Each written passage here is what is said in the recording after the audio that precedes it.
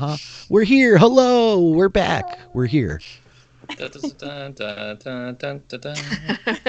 that. The soundtrack of Uh, my life at this point.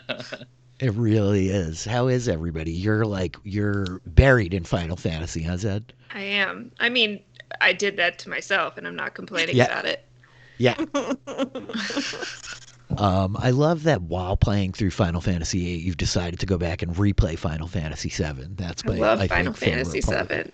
And It's now I know what I'm doing, so it's way easier. Yep. Final Fantasy VIII is work. Final Fantasy VII is play. I get that. Are you like super psyched to play the remake?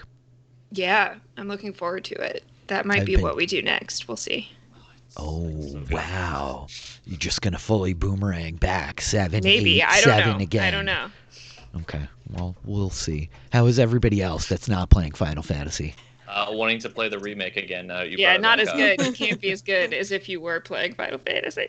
You can't. I I think it's the need more reality of the time in my life. situation. It definitely is. I need more time in my life for Final Fantasy. I probably should just start like streaming Final Fantasy, and then I'll be like, all right, now I got to do Ready for it. it. Cool. It's Sunday night. We're back. We're back. The Kings of Neon reassembled. We're heading back into the City of Mist, into Club Delphi.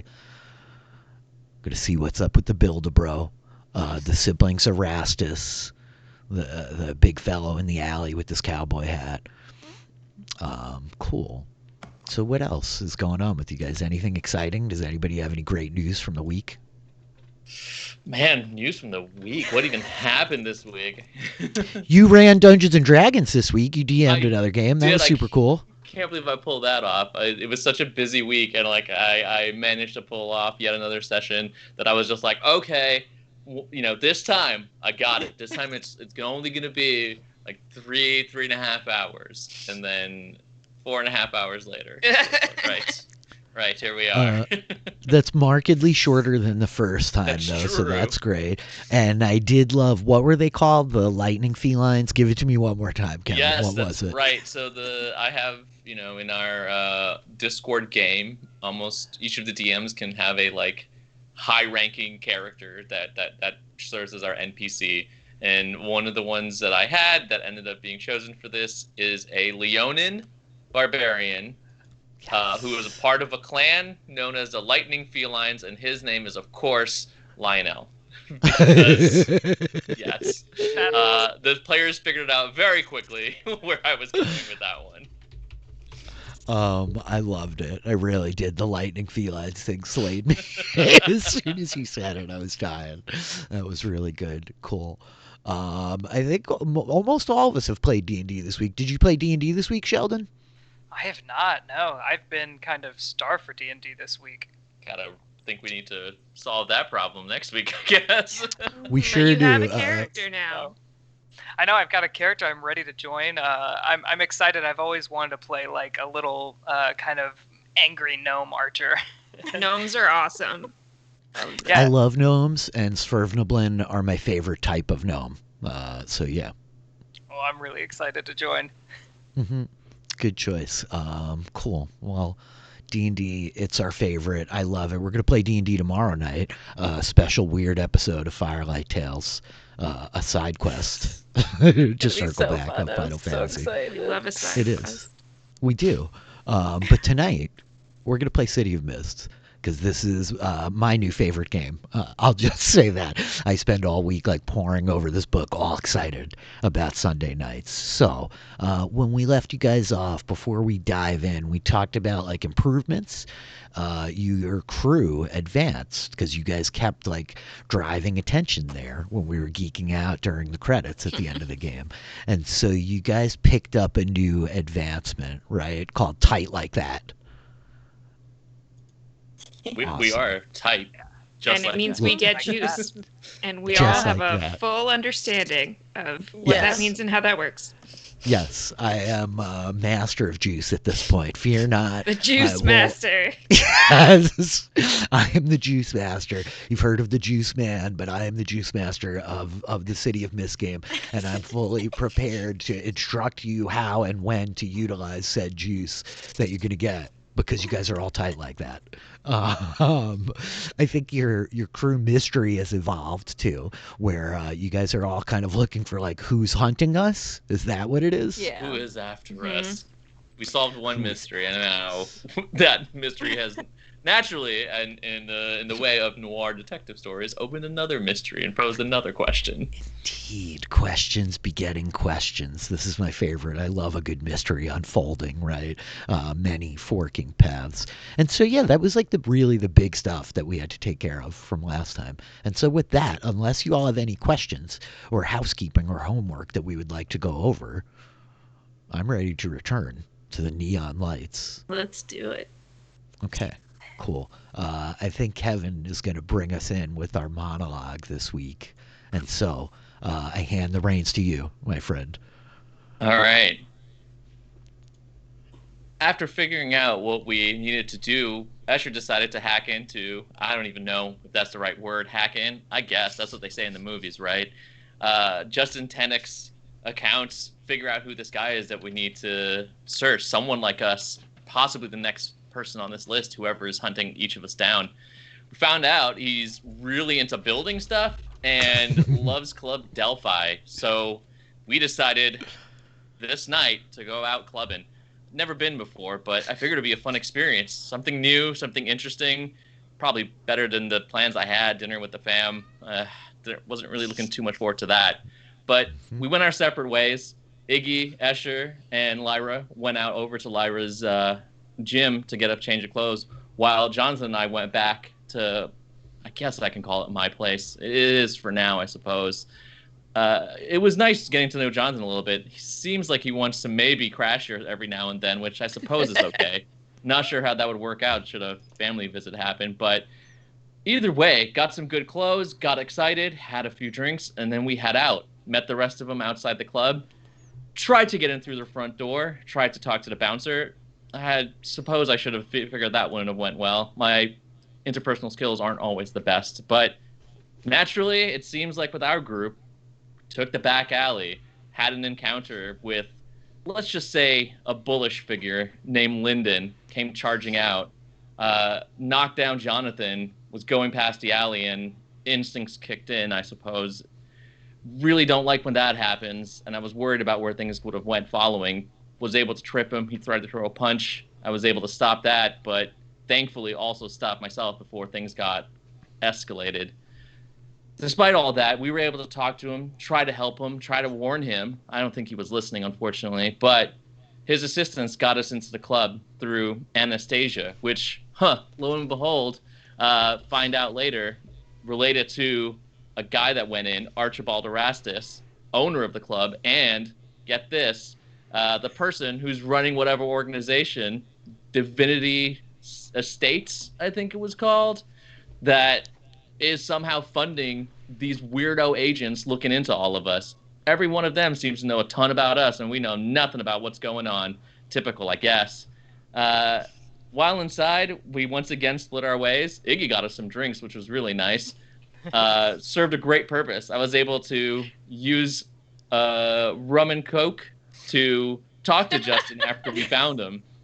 Seemed like the type who would like that type of drink after getting drink in the face himself from a girl. God, I can't believe I had to do this. He seemed the type, so I've seen a lot of Entourage. Don't judge me for it. They said they were going to do a reboot, so I wanted to binge a few episodes. But hey, served a great purpose. Seemed like I was able to really bond with this Build-A-Bro.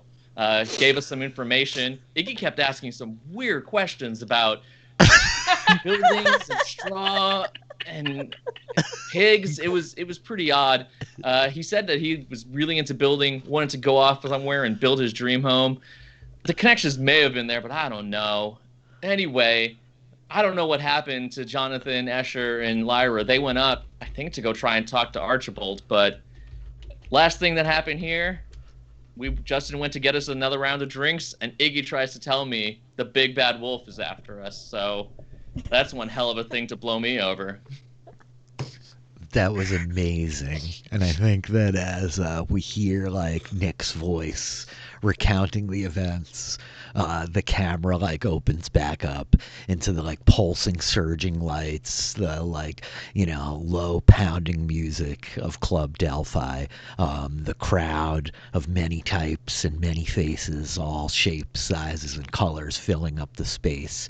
And I think as the camera kind of like rolls through this building, this array of people kind of like surging and chatting and dancing and schmoozing, it like closes in on the pair of Nick and Iggy as you guys are standing watching Justin Tenick walk away to go get another rum and coke because that went down good, dude.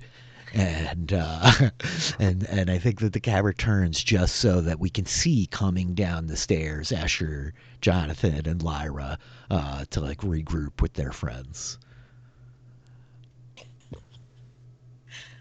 So Go ahead. I was just gonna say to Iggy, as you guys were walking over, you probably might hear this, as I'm just like, I'm sorry, the big bad wolf. You think the big bad wolf is after Justin, killed all the others, and might be killing us, or coming after us? Yes, Doctor. It's what we call a working theory. I don't know if it's big bad wolf, but it's definitely wolf-like. Did you guys hear this? Did I hear somebody say killing wolves? What's going on? Well, go Did you guys ahead. figure This is out? your theory. It's also not something I necessarily want to talk about in a big public space like this. Yeah, I wouldn't mind getting out of here. That or ask this guy is a dick. I sure met somebody though. As Nick turns and is like, what? Yeah. There was this other person upstairs. I don't really know where Jonathan and Lyra ended up. I mean, they went into the office, I guess, and I stayed outside, and there was somebody else up there dressed like me, which obviously is not how you get in here. So I went and talked to them, and I guess they come here a lot, and they said to watch out for Erastus because he's bad news, although I guess we kind of knew that.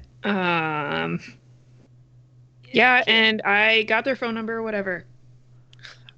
And I think that we see like a moment as maybe, do you like glance back up? Do you look up there to see if you could see Charlie? Yeah, so as you kind of like look back up, right, the camera like kind of takes Asher's perspective as they're scanning the balcony, and Charlie's not there, he was like right there. They were right there when you kind of like left and came back down the stairs, but you don't see him. Yeah, that tracks. I mean, that's pretty nice. Are they like us?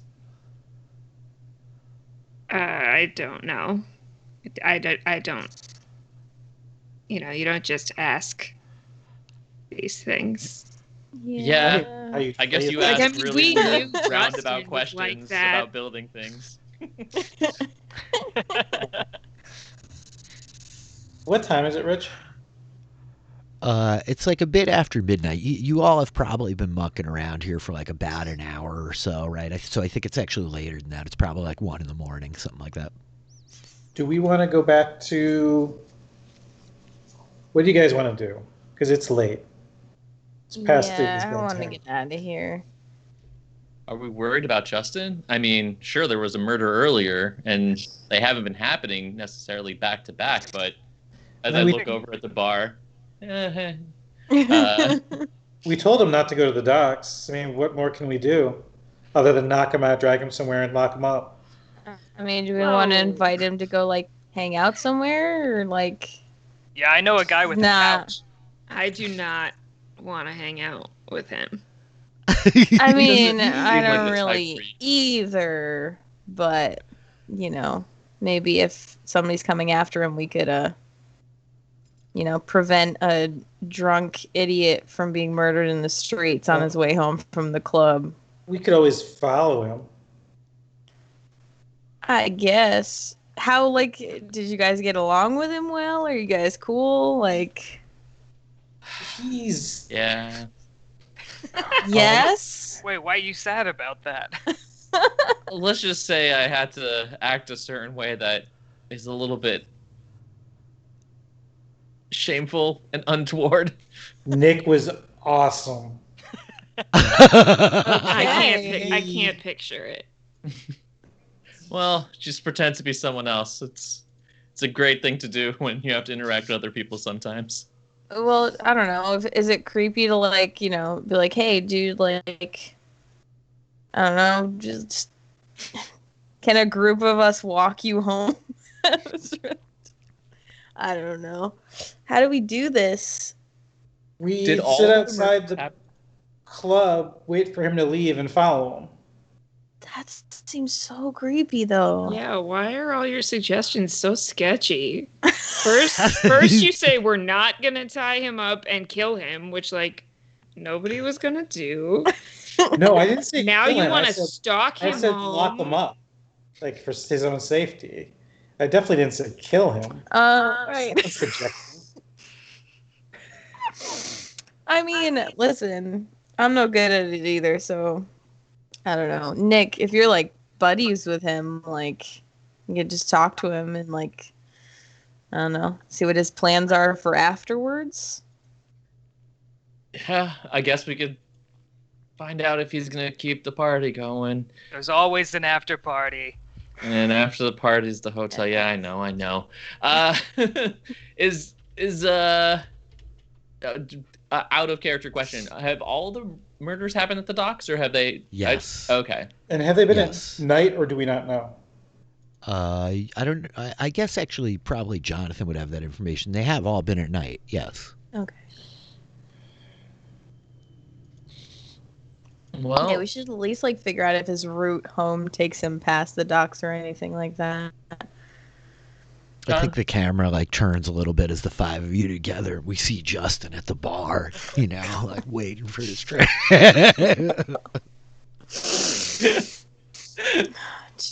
well, Iggy's got a point. We did tell him to stay away from the docks. Do we have any idea how far the murders took place? Is there like a day-by-day pattern between it?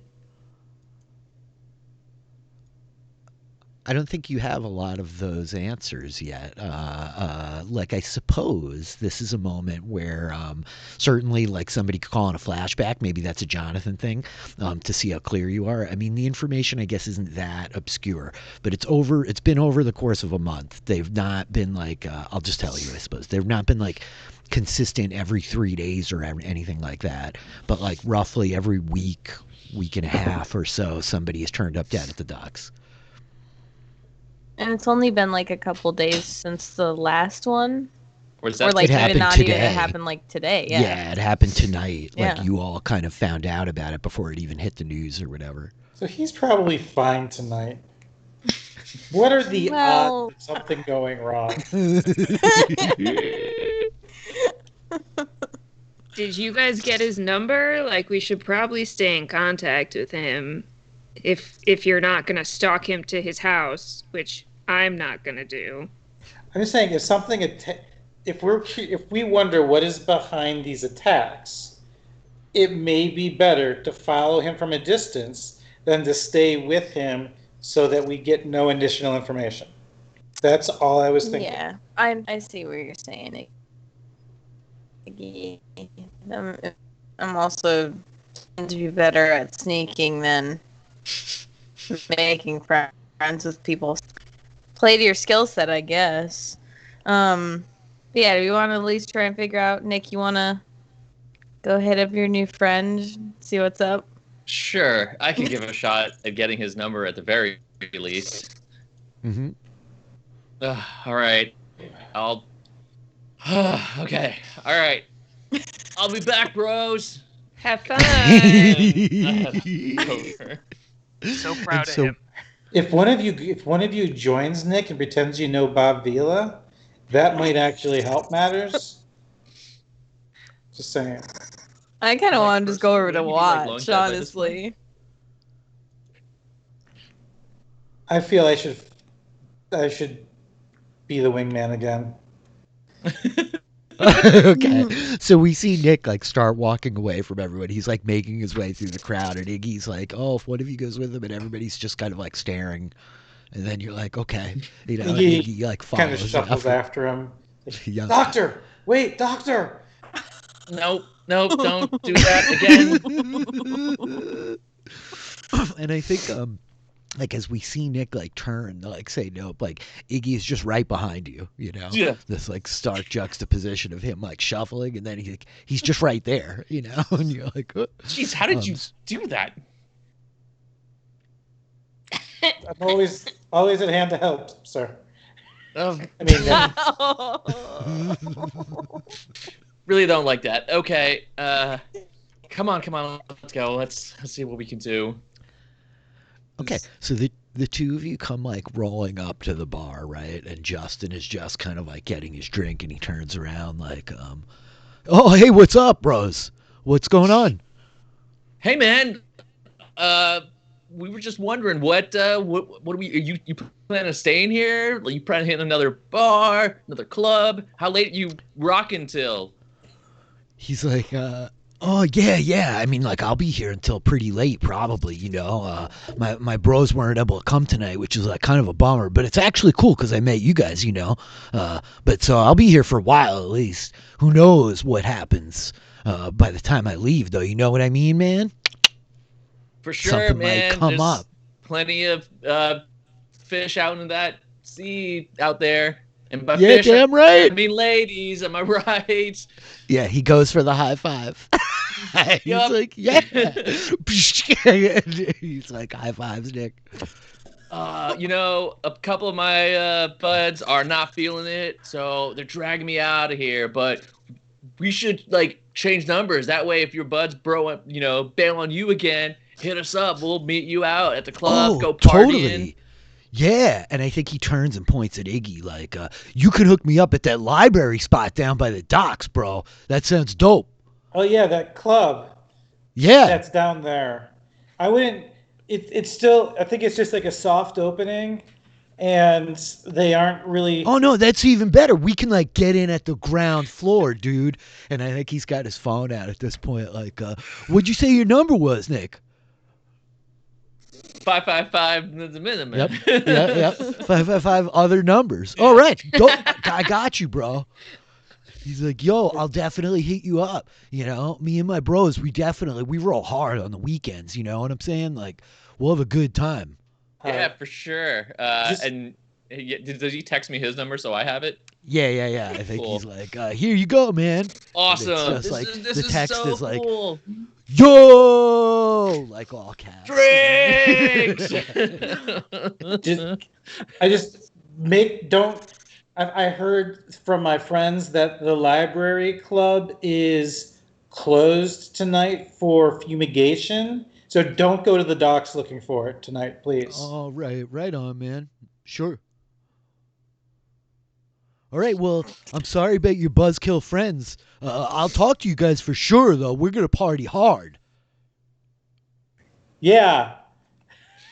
Oh yeah, we're gonna come prepared, go all night into the morning, and then back into the night again. That's how time works. That's what I'm talking about, dude. That sounds so fun. Yo, you guys have a good night. It was really cool meeting you. It's great meeting you, man. Good to meet a bro. As I do the Bros! I do the like grab the hand thing and like come in for like the chest bump. Yeah. He does the chest bump and the hand thing, you know. There's like rum and coke like splashing all over the air. And somebody at the bar is kind of like scowling daggers at him, you know.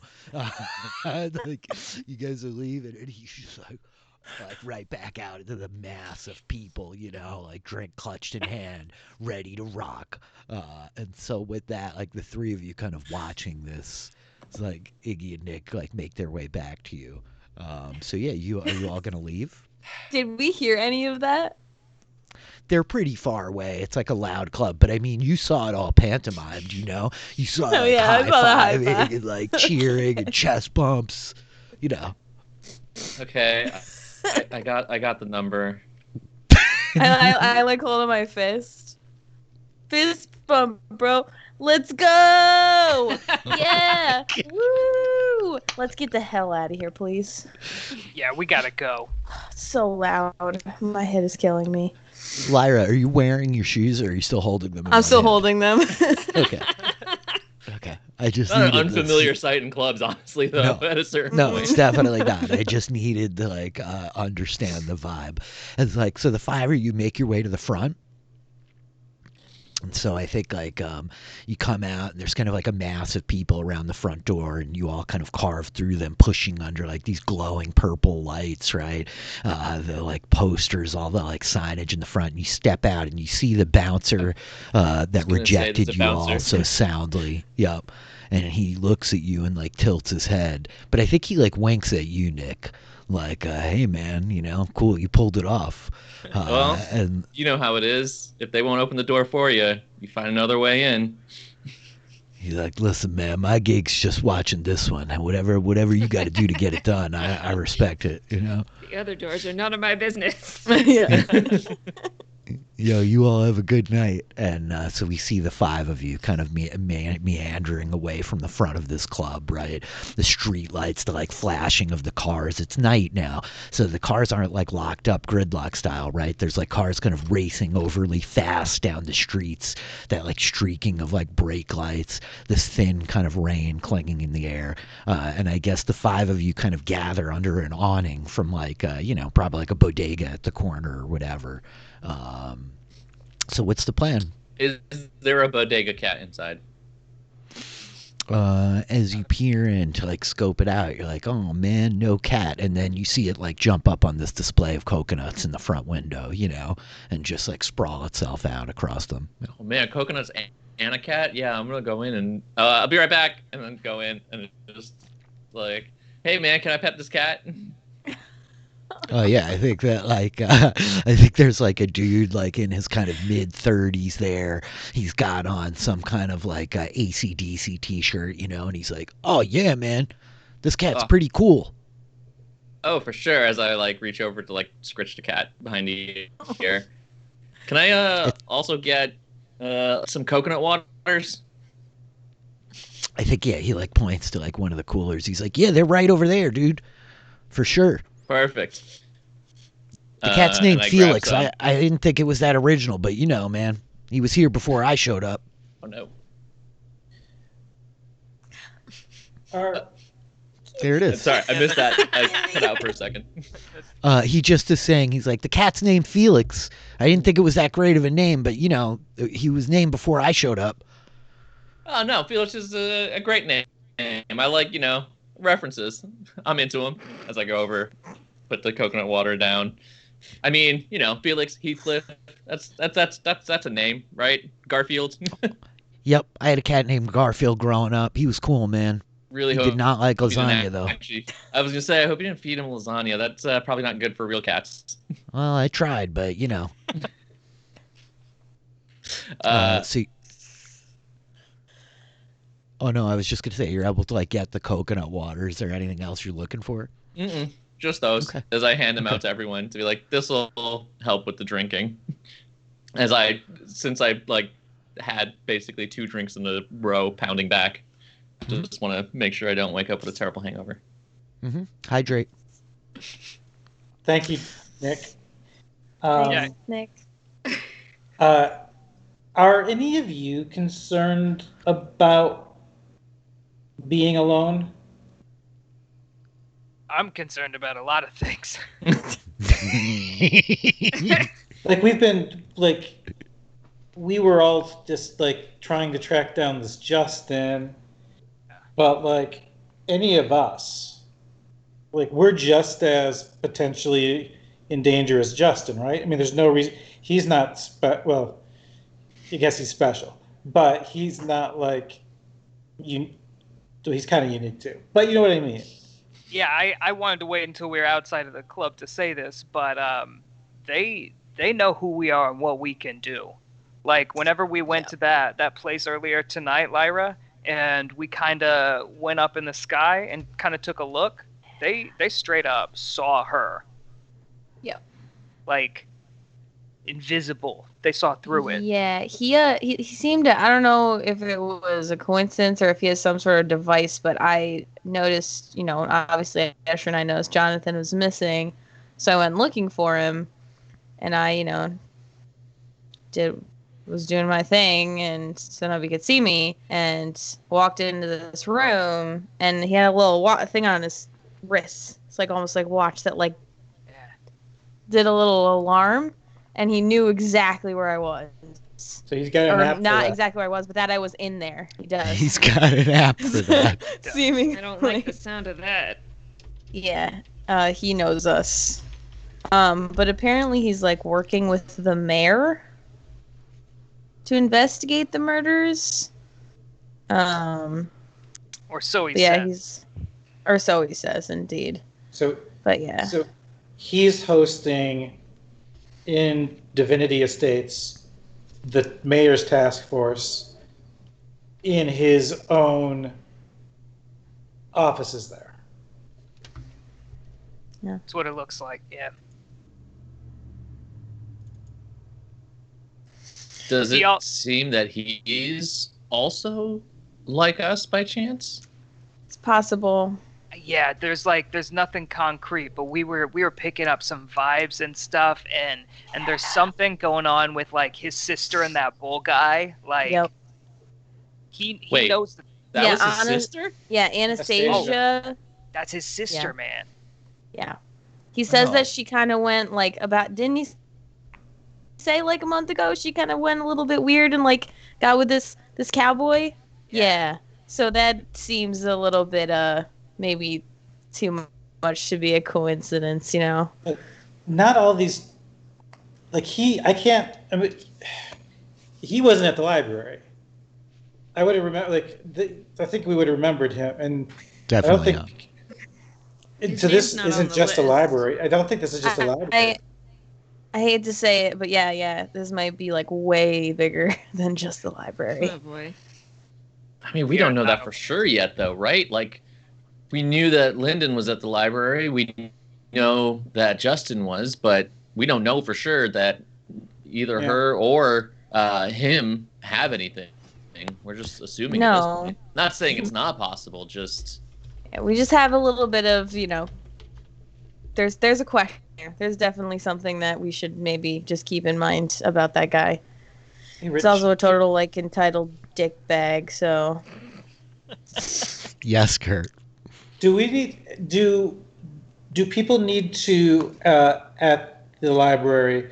Do they need to scan in to enter the library, or is the only Nope. Okay? Nope. Only if they're checking out books. Yep, it's very antiquated in that way, right? It's like anybody could walk in the front door. I think that's probably most libraries. Isn't it? Yep, antiquated. Just how I like them. I know.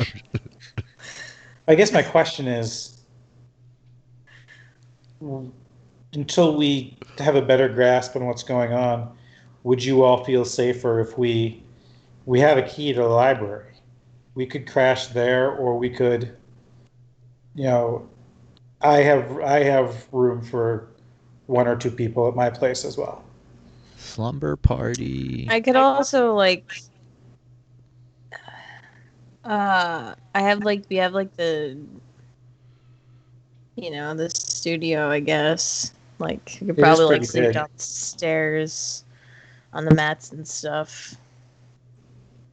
I hate to impinge on your host. I don't think she cares too much. I just hate asking stuff from her, and, Yeah. I don't... But, I mean, if that makes the most sense, it's the most space, I guess. But yeah, it's up to you guys, I guess. I don't think I can do that, guys. I think I probably have to go back home. Yeah, I don't know if I'm sleeping tonight, guys. I gotta hit the streets. I gotta get more info. Yeah, I mean, should we all just stick together? And I mean, Nick, you want to go home tonight? I mean, You're not I would up like to for go all home. night investigating on the I street. am tired. Nick, what's the name of your sister? Samantha. I think like right on point there as Lyra's like, Nick, you want to go home today? I think you feel your phone like vibrating in your pocket, you know. And do you check it, I guess is the question, or do you let it slide? Sorry, 1 second. As I back up to let them talk for a moment and pull out the phone to take a look at the message. Yeah, I think it's your sister Samantha, and she's just like, where were you tonight? Like, mom and dad are so disappointed. You've been like blowing everything off for like the last couple of months. What's going on? I text back. I'm just like, I'm sorry, some stuff came up. I couldn't make it. Okay, it just trust me. It was unavoidable. It's always unavoidable. Like real quick, you know. And at that, I turn off the screen and put the phone back in the pocket. Sorry about that. Work stuff, but not important. Oh, do you have to go in? No, just one of the other doctors just seeing how I was doing after today's surgery. Do you have other friends that are doctors? Co-workers, hard pressed to really say friends, I guess. Texting you at like 1:30 in the morning? Hey man, you just got Doctors are up. very important people, Jonathan. Oh, right. Sorry, I forget your schedules are not like everyone else's. Yeah. Sometimes we work pretty late hours. I mean, you know what that's like, right? You get to go out, you get to investigate. You love that stuff. Yeah, that's what I want to go do right now. I want to head to the docks and see if I can snoop around a little bit. Wait, I'm sorry. Head to the docks. Yeah, man, that's where the crime happened. That's where the information is. The secrets are down there. Well, you can't go by yourself. We're the I'm kind down. of people who are being killed in that kind of place. We don't bring those two things together at this time of night. We're aware of what's going on. We're not. That's why it would be stupid to do. No, we then gotta again- go sneak around. But during the day. But that's when everyone could see us. Actually, I do Yeah. kind of like them. Never mind. See, you're getting it, Nicky. I kind of wanted to go to the library and see if I could do some research. I mean, there's nothing against splitting the party, so to speak. We've done it a few times. And break. I'll go to the. I would not be able to live with myself if something happened to you at the docks. So I'll go to the docks. I just try to. I don't think I have. Iggy checks his calendar on his phone. He's like, I don't have any gigs tomorrow, so I can take a nap in the afternoon. But this was a long day in the kitchen. So we're going to the docks. I guess. That's what it sounds like from here. I don't want Jonathan going there by himself, that's for sure. And I'm going. Well, you don't have to come. I You don't gotta have go to, home. but I wouldn't feel right if I didn't. So it's a party then. Yeah. not like these people were attacked. Yeah, middle of the night, going to the murder place. Definitely a party. Yeah, this is just like those episodes of Buffy. Have you guys seen that? Have you seen Buffy? Have you guys seen that? Yeah, we've seen Buffy. Strangely, I think I'm going to enjoy this more than Club Delphi, though. Oh yeah, definitely. I mean, the bar's pretty low Oh. for you guys. I had a great time. Hey, I got a number 2 technically. Yeah. He says as Whoa, he shakes his head, say. that wasn't as cool as I hoped it was. Shame. So the walking squad, you guys are gonna walk down to the docks. Is that Well, the agenda? Before we start going anywhere, Lyra's like, I hate to be like this person, but can I like go change out of this stupid dress and these stupid fucking shoes, please? Do you guys want to come like drink some expensive alcohol for like 2 minutes? Yes. Asher's that in sounds great. if free alcohol is involved. How You far away should is be the gym? asleep. How far away is the gym from here? Like about an hour, I think we said, you know. That far? On foot. On foot. Yeah. Like you could like take a cab, you could take like you know, subway or something like I that. thought it Probably was be like quicker. halfway between. I guess or actually was the it club was. halfway between the library and the gym? No, the club, gym, what? I think, was between. Or I tried to. I And forget. how far are we from the docks? The library was like an hour away from downtown, right? And then you had gone there, and then you went back, and then you had to walk like an hour from the gym back to the club, right? Does this make sense? Like if we had 3 points, I think it's Yeah. about an hour if you're gonna walk. We do. We're gonna need a map. So, What do you? so what do you, how what do about you this? need? What do you need, Lyra? I just need to change. If we're gonna go sneaking around, I'm not gonna be doing it in a dress and heels. But why don't I just meet you guys there? You're gonna go by yourself? Yeah, Asher never likes this plan. No. I'll be fine. I can go back alleys. I'll do my thing and be Heidi. I'll be fine. I thought the whole point was you can't sneak around in a dress, and now you're saying you want to sneak Well- around in a dress to go change your clothes. I can sneak around in a dress. I don't want to. It's uncomfortable. But I'll do it. It's up to you guys. Are we seeing conflict in Iggy of this whole discussion of Lyra having to go get the dress on her own? The camera like lingers on Iggy as he's like deep in contemplation here. Yep, it is. He's like, unfortunately, she doesn't just need a dress; she needs a place to change too. So I can't help with that part of it. I can get there and back. I'm not worried. I'll meet you guys there. I think Asher just kind of like throws up their hands and is like, fine, whatever, you make your choices. Listen, I've got your guys' numbers, right? If anything happens, I'll give you a If call. anything happens, like literally, Literally call for you. Just like out Say my loud. name. Say my name. okay, Okay. Noted. that's that. Yeah, okay. As long as we have an understanding, I feel better. Okay. I understand you, Iggy. Okay. So with that, Lyra, like you break off, right? I think that like we lift up the camera, like pulling away this big shot of the city, the lights reflecting off the buildings, the kind of like the mist and the rain sort of obscuring you as we pull further and further away. And we see this one lone figure walking, frustrated in their dress, clutching this pair of shoes as the four of you kind of linger for a moment, watching her go and turn. So I say, like, are you guys all walking down? You get to take a cab? Do we just like cut to the docks and you're there? Subway. Subway. Let's take a ride it on the is. subway.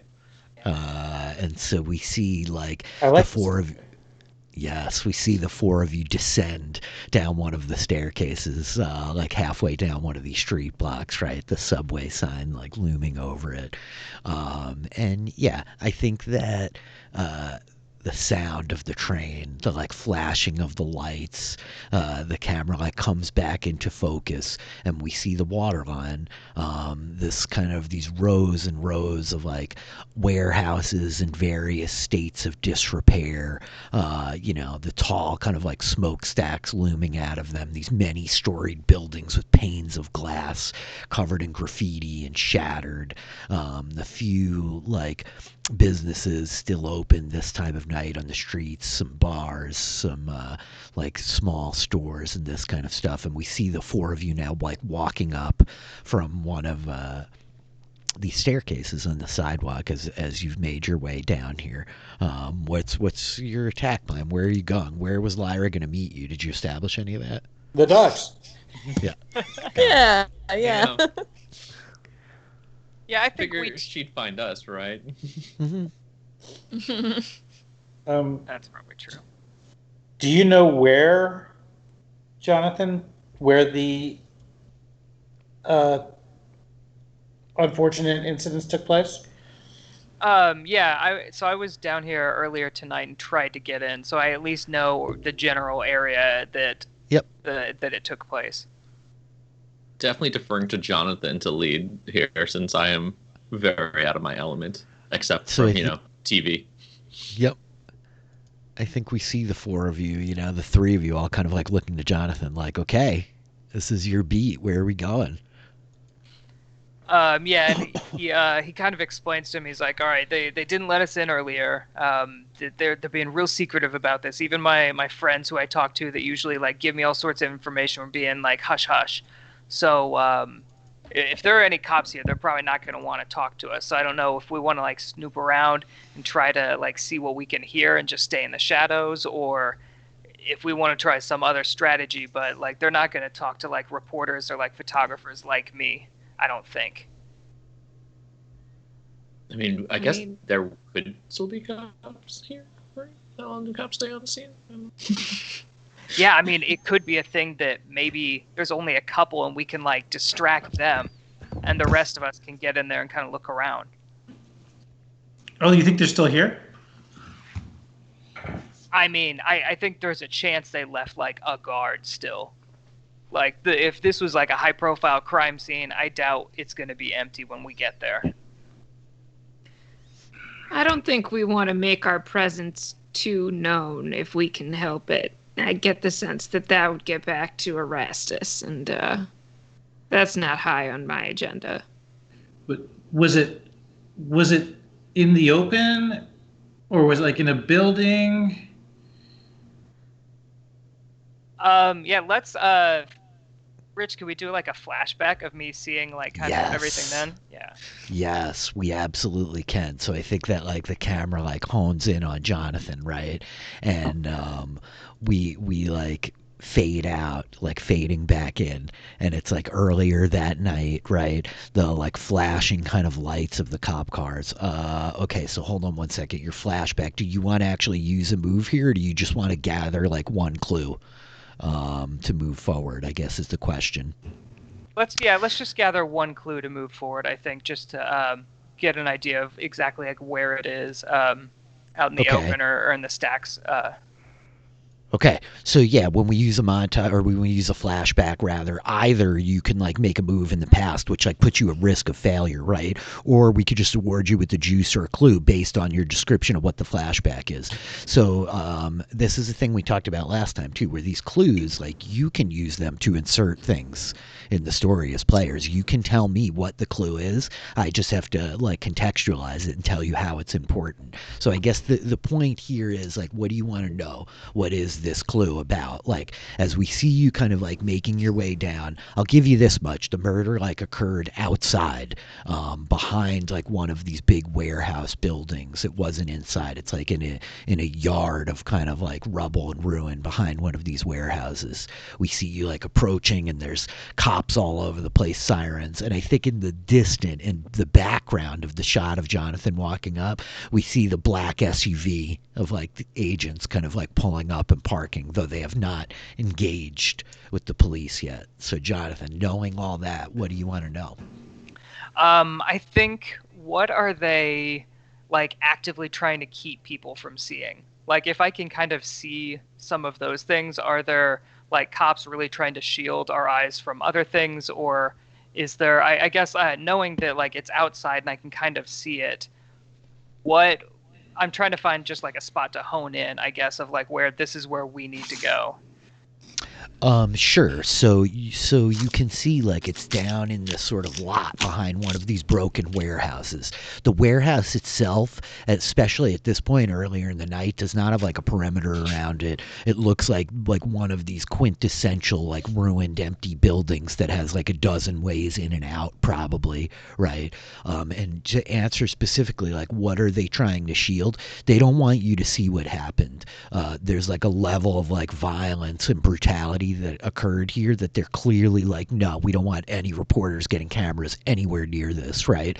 I think like we see you getting close enough that you're kind of like looking over the cop cars. You catch like the angle that we see like a few of the officers, like these beat cops, step away, and this body looks almost as though it was like just like eviscerated and trampled, right? Like it's like really brutal. And as you're maybe like going for your camera equipment, they're like, right? Okay. And I even try to like tell him, like, no, I take pictures here. Like, I'm a crime scene photographer. This is like, I always do this for the city. But even then, they're still pushing back. Yeah, I think that the cops are just like, we don't care what you do. You need to get the hell out of here. And I think that we hear the voice of somebody familiar to you, Jonathan. I think like one of the cops kind of rolls over, like sort of like a black woman in like her 40s, right? She looks like pretty athletic in her build, right? Her hair like tied back, but she's got the whole like blue uniform on, the shield, like she's a beat cop that you've run into a lot of times in these situations. And she's just like not tonight, Jonathan. Ah, You're come not on. getting down there. Officer, you know me, we go way back. Like, just let me in there. I'll take 2 pictures, I'm out. I've got a deadline. And I think that we see her just like, can't do it, no chance. She's like, you know you got to move quick to get down here. You want those good pictures. And you didn't make it in time tonight. We beat you. I'm sorry. I know you're just trying to make a living, but not tonight. Do yourself a favor and get your nose out of this before it gets cut off. Whoa, all right, officer. And then I think, yeah, with that, he does kind of just bid them good night, but kind of leaves grumbling under his breath. Right. And so, yeah, we like snap back into the present as you're like standing with your crew here on the corner. Yeah, and I kind of break down for them the like you were saying, that description of the building and how there are kind of multiple entries, but it is kind of like out in the open. But then I also just kind of refresh and reminded them of how brutal this seemed, even for somebody like me who sees a lot of crime scenes. I'm like, this wasn't a normal murder. Like, we might be seeing some rough stuff if we go in there, like blood splatter and stuff. Just prepare yourselves.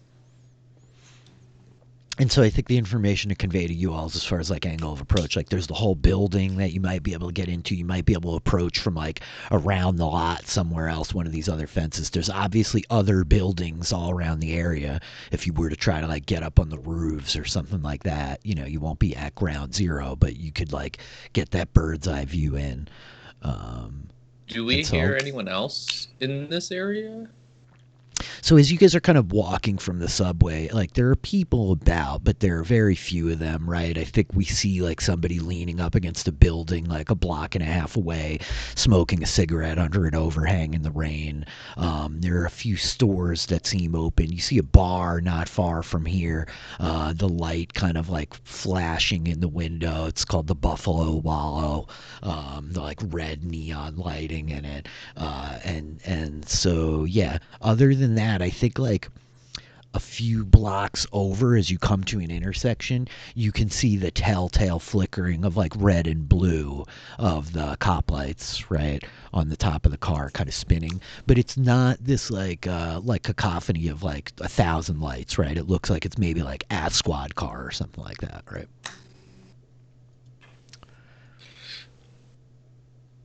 Well, how do we want to do this? I mean, Jonathan, you could probably get in using your, skill set. What about the rest of us?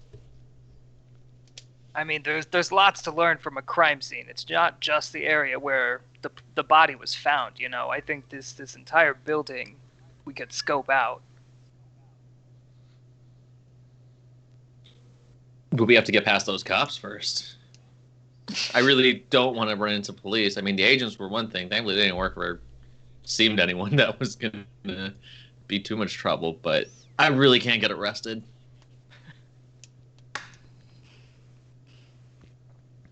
I think as we like linger on you all for a moment, this question kind of hanging, the like camera fades and we see the front of the cast, this like acrobatics arealist studio owned by Margaret Vi, what is it? Margaret Vi, right? And so we see Lyra just kind of like emerge from the darkness of one of the alleys and the streetlights. And I think Lyra, you have this like overwhelming sense of like being watched as you like are walking up to the front of the building. Like you stop and you're just kind of looking around and like you don't see anybody on the streets. There's nobody out here. Unlike even your companions down by the docks, like it's pretty dead here right now, right? But you just like,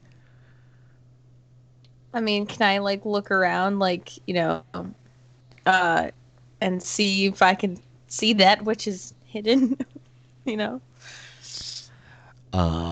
you could, yeah, I think you can as you start to like peer around. Is this like what do we see? Like how are you looking around? What are you doing? You just like stop and you're kind of scanning the area? I think that,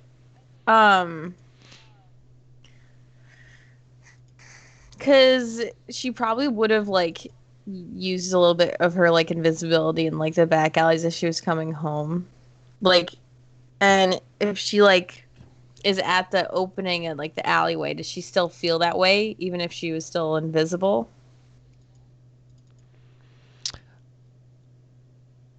Yes. Okay. It's specifically like when you get to the gym. Specifically when I get to the gym. Okay. Mm-hmm. Well, I guess that's to be expected.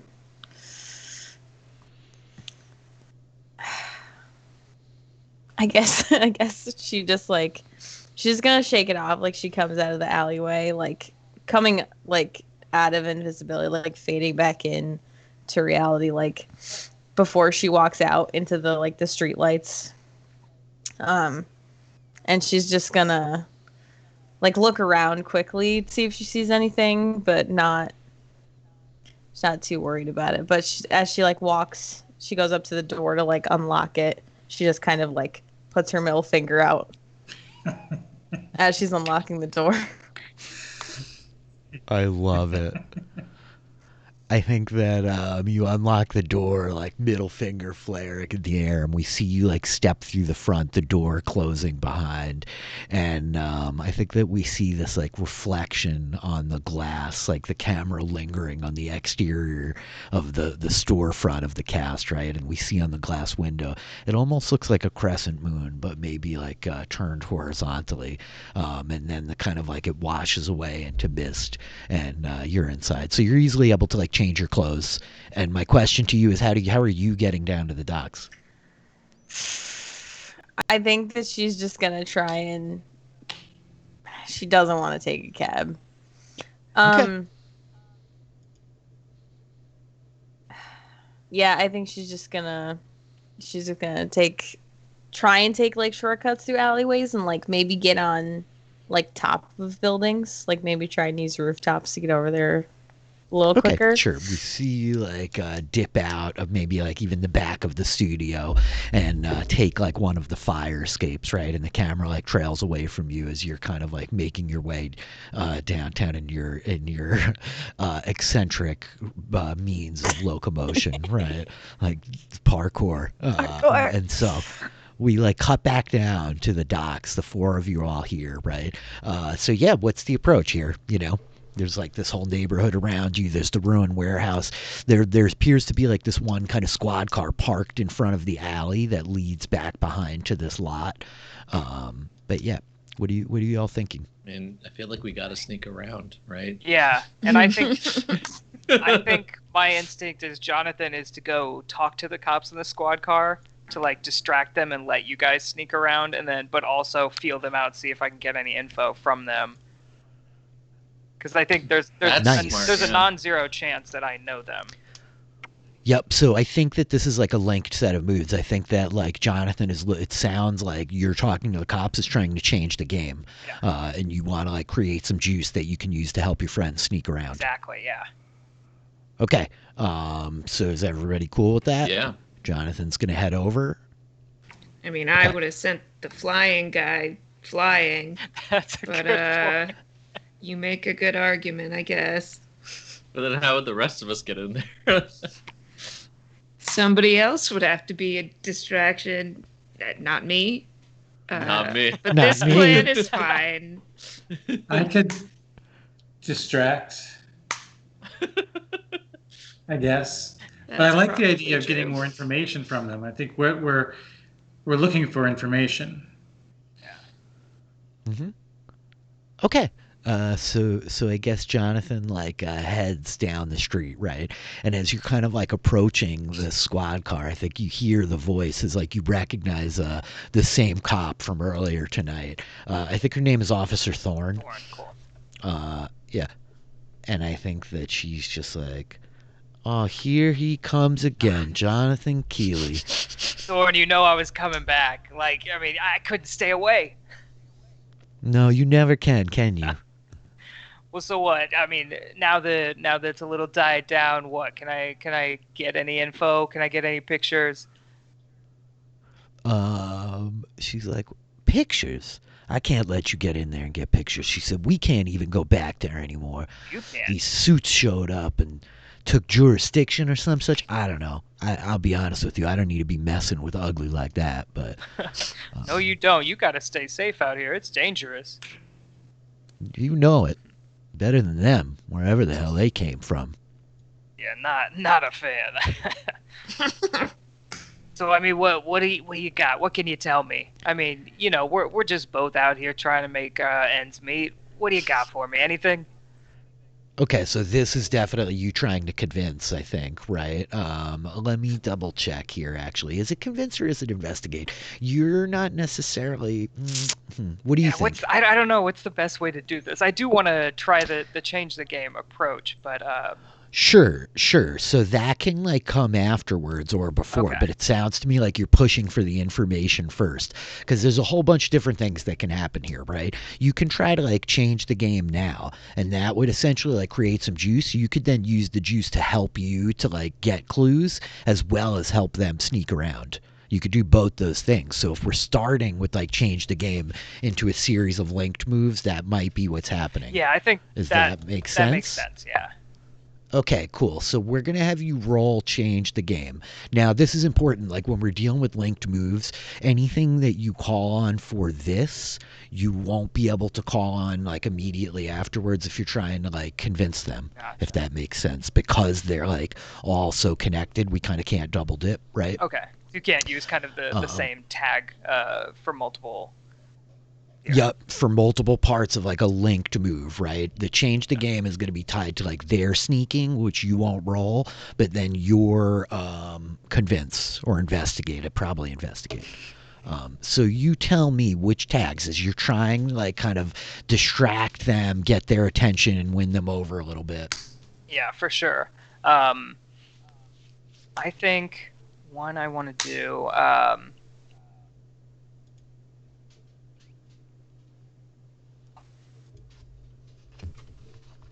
Man, I do not have a lot that would help. Now that I'm looking at it, this is a choice. I mean, crime scene photographer. I know the person, so there. I think that I can lean on that tag as a distraction of like this is a natural conversation that could take place for an extended period of time. Yeah, so in crime scene for oh yeah, okay, yes, Kind of like yes, I'm the with you. connection Yes. there with Yep.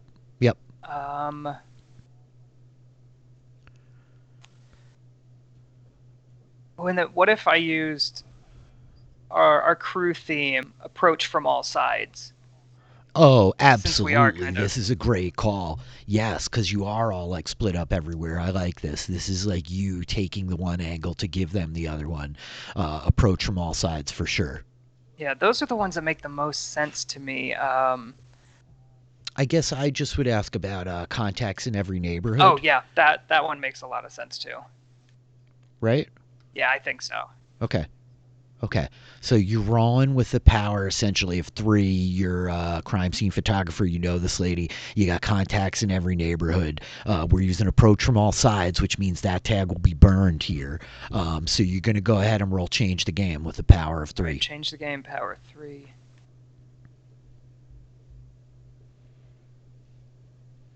8. Okay, so this is soft hit. This is still not bad. So you end up with 3 juice that you can spend to create a story tag.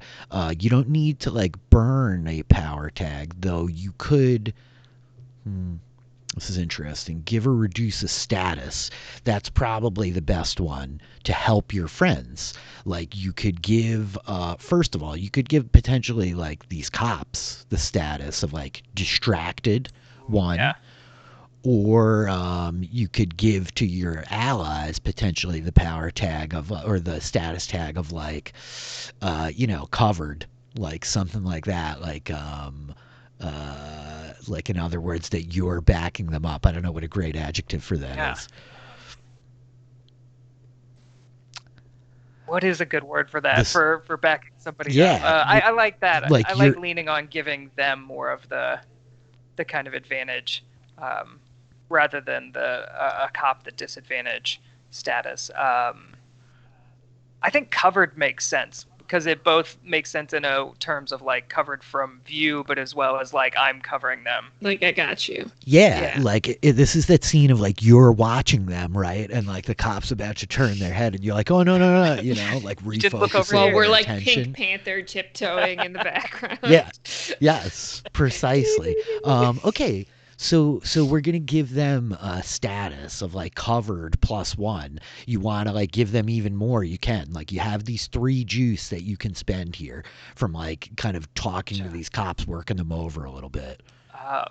Actually, then I will give. So could I give them one and the cops one, or is it more I have to? Okay, Sure. Then let's also give the cops like distracted. Okay. So the cops are distracted 1.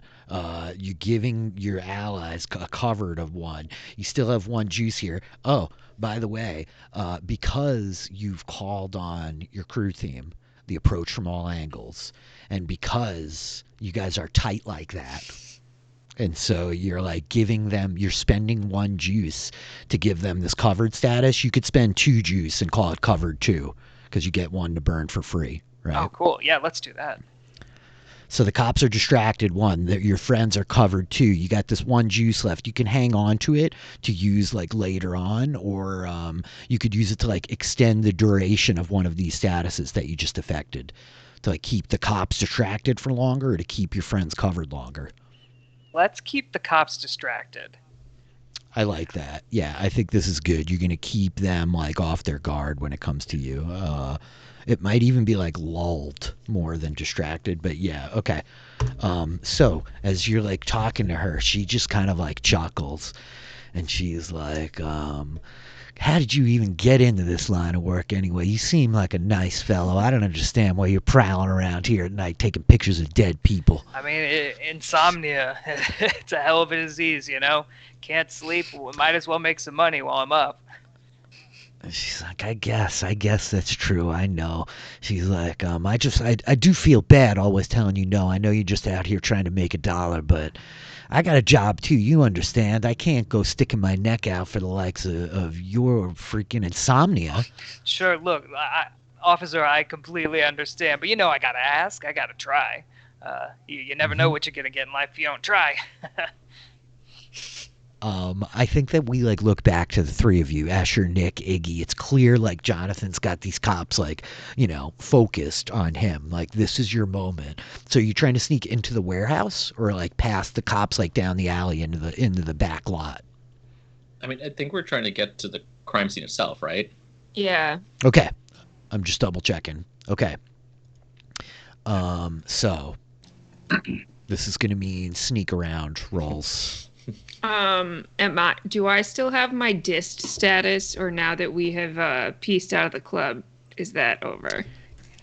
Yeah, I'm gonna say that is over. That has like cleaned itself up as you pieced out at the club. I got a It's phone pretty number. minor I'm not status. too worried about getting dissed by the Yeah, bouncer for anymore. real. For real. I love it.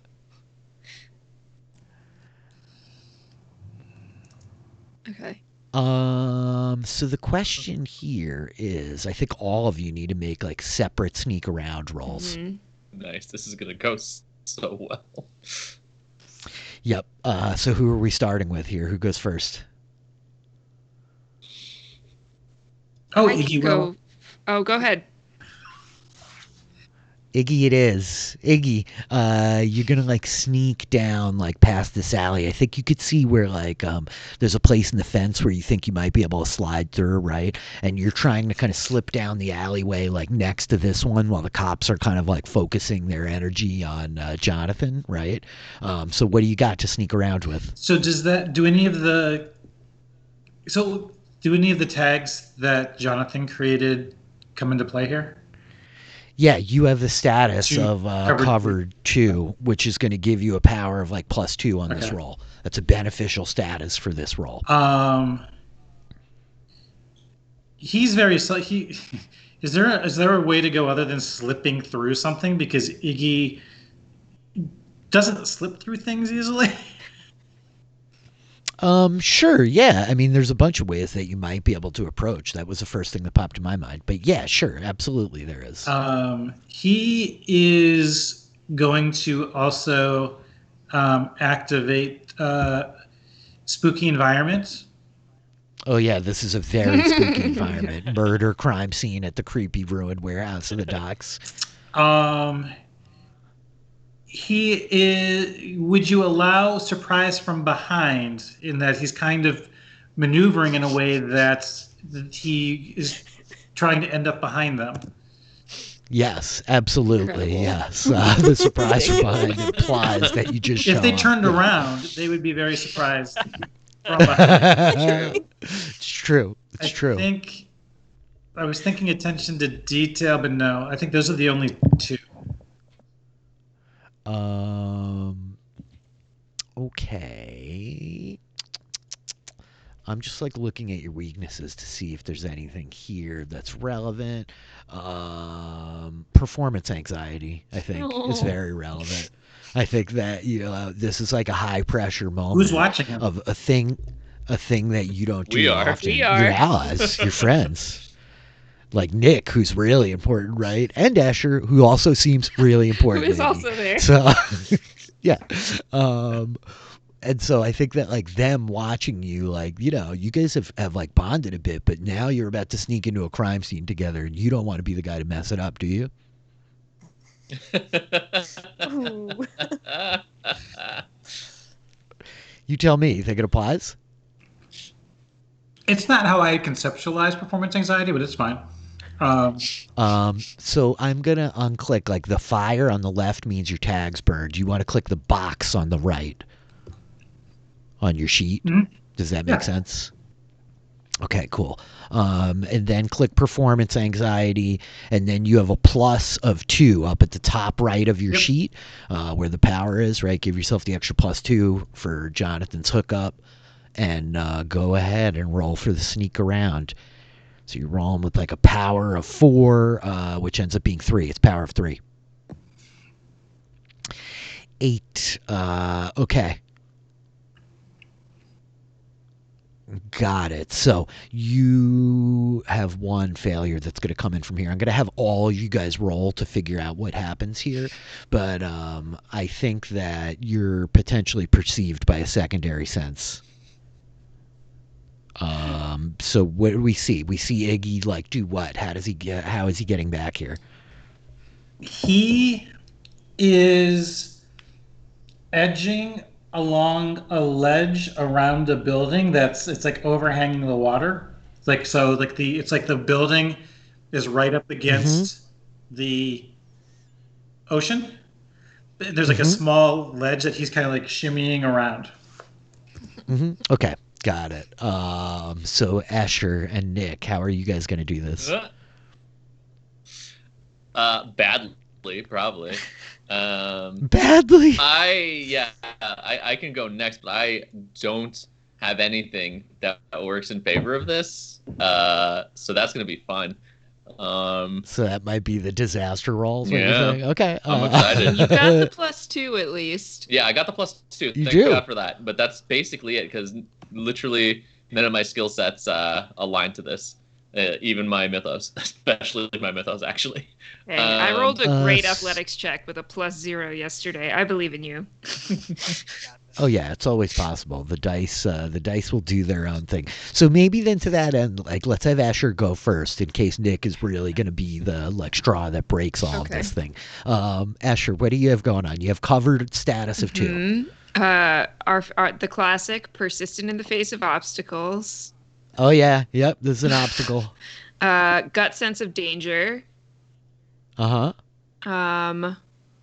and then I guess it's sort of a question of like I don't know if determination to achieve is right here. Like I want to accomplish the thing. I don't know that wanting it that badly is necessarily gonna like make it any more successful. Actually help you be quiet? I don't know that it does. I don't think that like Escher's perseverance matters in this as much as their motor skills, right? Yes. And like their like perception to read how much noise they're making and how much the other people are noticing. So I think we leave that one So I for think now. it's probably just those two. Okay, gut sense of danger, persistent in the face of obstacles. You also have the +2 for covered. Weaknesses, I don't know that we need any of these per se. I don't think the emotional exhaustion is set in yet. It's just physical exhaustion. It's not emotional exhaustion right now. Exactly. And like the authority figures will get in the way only if you fail. Mhm. They're not in the way now. So I think that we leave that one hanging. So you're rolling with the power of +4. Yeah. And the only other thing that I was considering was predict a foe's next move, but I don't think we're like really confronting a foe right now, right? You're not, but they are the foe to your goal. So I would give it to you if you think it applies, Okay. right? Like, Yeah, I think if they had a sense that like the well, see, so this is why I might want to save it because if these are all chained together and I can't use it later if I use it now, not like ever, I understand, but like Yep. in this specific part of Immediately it, afterwards, if we like fail, if I fail or if Nick fails and I want to like swoop in and try and avert it, then I want to save that for then. So I'm gonna not use it now. That's a great call. Yeah, that's a really good way to think through it, right? Because if this roll fails or if Nick's roll fails, you're going to be making like potentially a linked move to counteract that. So okay, fair enough. So you're rolling with the power of 4. Yes. Yep. Sneak around. Drum roll. I'm scared. I'm scared. Great Great success indeed. Escher having no problem as Iggy is kind of like shuffling along this like ledge on the edge of the building, right? The water kind of crashing into the seawall beneath them. I think we see like some seagulls on the pylons and stuff. How does Escher make this trip towards the back? So am I following Iggy along this ledge? You could, or you could like you could take an altogether different route. Like you could dart up along the fence and kind of like duck in through the hole in the fence. You tell me. We're painting the picture together. Yeah, I like a hole in a fence. That sounds great. I have an affinity for hiding in bushes, clearly, so we'll go that Obviously, way. yes. So we see Escher like kind of like duck down the side alley as of the dark. Yeah, as Iggy's like shuffling along the wall, Escher like darts along the edge of this fence, crouching at the hole. And like you've clearly made it. And you pause, stop, looking back to Nick. All eyes on Nick. Nick, here we are. As you're gonna try to, you're gonna sneak around. You get the +2 from being covered. What else? That may be it. Nothing from training, nothing from the personality or defining relationship, and definitely nothing from expression, I don't think. So No, these things aren't mostly going to work. Yeah. The only one I might call on is extreme duress, but this is not extreme duress yet. Yeah. The question to me is whether or not you're pulling in absolute focus for this. I was like considering that, but I don't. I mean, like, does it really apply to this? Because I really. Yeah, that's for you to tell us, right? Yeah, I just don't see that applying to here. Okay. In terms of like what the mythos is. I think that's very, very fair. Yeah. And so to that end, Nick, just rolling with the straight +2. I'm looking at your weaknesses. This doesn't matter. I'm not going to hit you with that. It's not what it means. A lot to live up to. Nope, nope, nope. I don't think any of these are fit. Yeah, thank God. Although, if you really wanted to mess with us, you could pull from the crew theme weakness. I know. I'm tempted. Do we go with no clear leadership here? I want to save it for later. Like, Okay. I know I can use it more I than think once, Jonathan but is like, leading this plan. That's true. I know. I think that's a really great point. Zed. Okay, All right, so Nick away rolling with the we power of go. simply +2 to sneak around. Oh, thank God, barely, but still. Mild success. The +2 is added in. Yeah, okay. I got it. So Nick, describe to me as Escher like kind of darts up next to the hole in the fence and like easily makes it like well past these cops down the alley, and we see Iggy kind of sliding along the side of the building. Just tell me how you're going to approach the back. So are we trying to sneak past a cop car? Yeah, kind of. I imagine like the cop car parked at the edge of the alley. There's another alley just sort of next to it that Escher has darted down. And Iggy has kind of gone down to like the edge of the building and is coming around from almost the back side of the lot. I imagine it's pulling from like almost like video games and what they've seen on like, again, like TV stuff where they're like crouching down and Yep. like putting themselves against something and then like running really quickly on the floor, like, Yep. crouch down Yep. to like get behind something else and then do it again, like just from one object to the next, as if the in like games they have that like scanner thing. You're just like waiting. It's like, okay, I'm clear. Go. Yep. I got it. Okay. So I think that someone unimportant noticed you, but that just made them important, right? As you're like darting between the two cops, Iggy is like kind of like shuffling along the side of this building, and I think we hear like one of the seagulls starts. Iggy, your like foot like bumps a can that rattles for a minute and kind of like falls over the edge of the seawall into the water, and one of the seagulls is like like takes off kind of flying. Jonathan, the cops like turn looking towards like the far side of the lot as like we see now the one seagull is like now a couple seagulls start like coming up like squawking, and like you're pretty sure this is one of your friends. You saw Iggy go back there.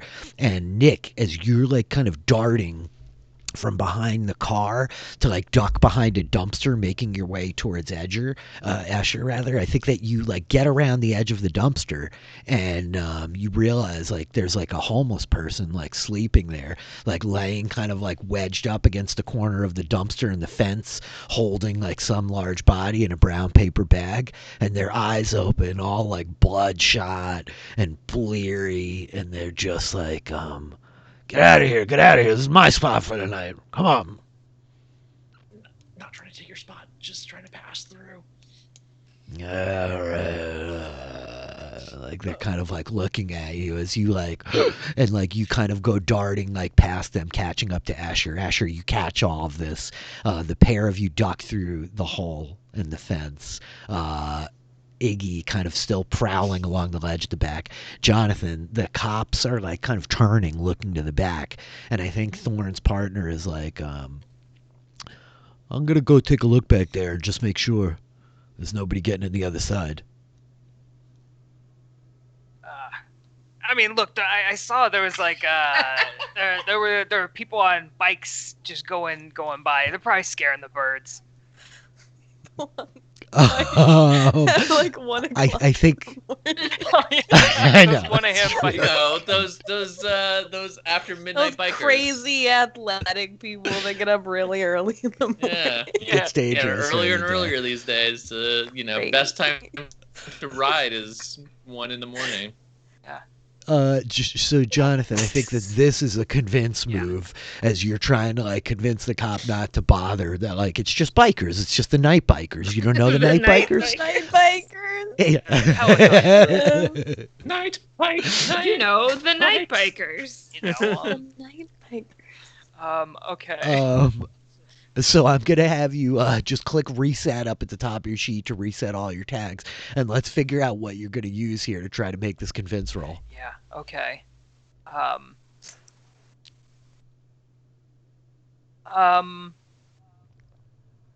could I use visceral sense of danger? Like I can tell that my friends are in danger.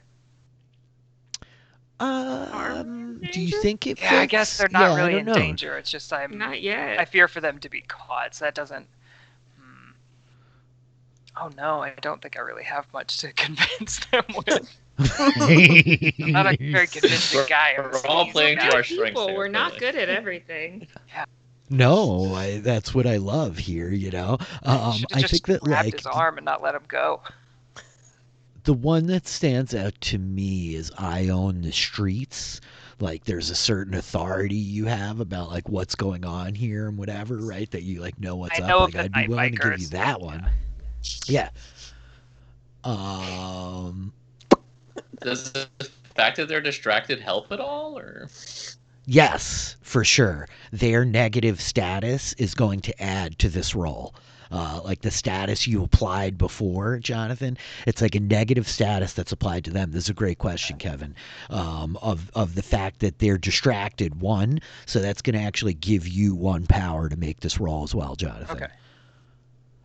Is that it? Is that all we have here, right? What do you I think that's all we have. Yeah, just looking at the rest of them, I can't really use my mythos stuff. Didn't we have an extra juice Okay. that you didn't use? No, we used No, it to keep them distracted longer. Got it. Okay, never mind. Yep.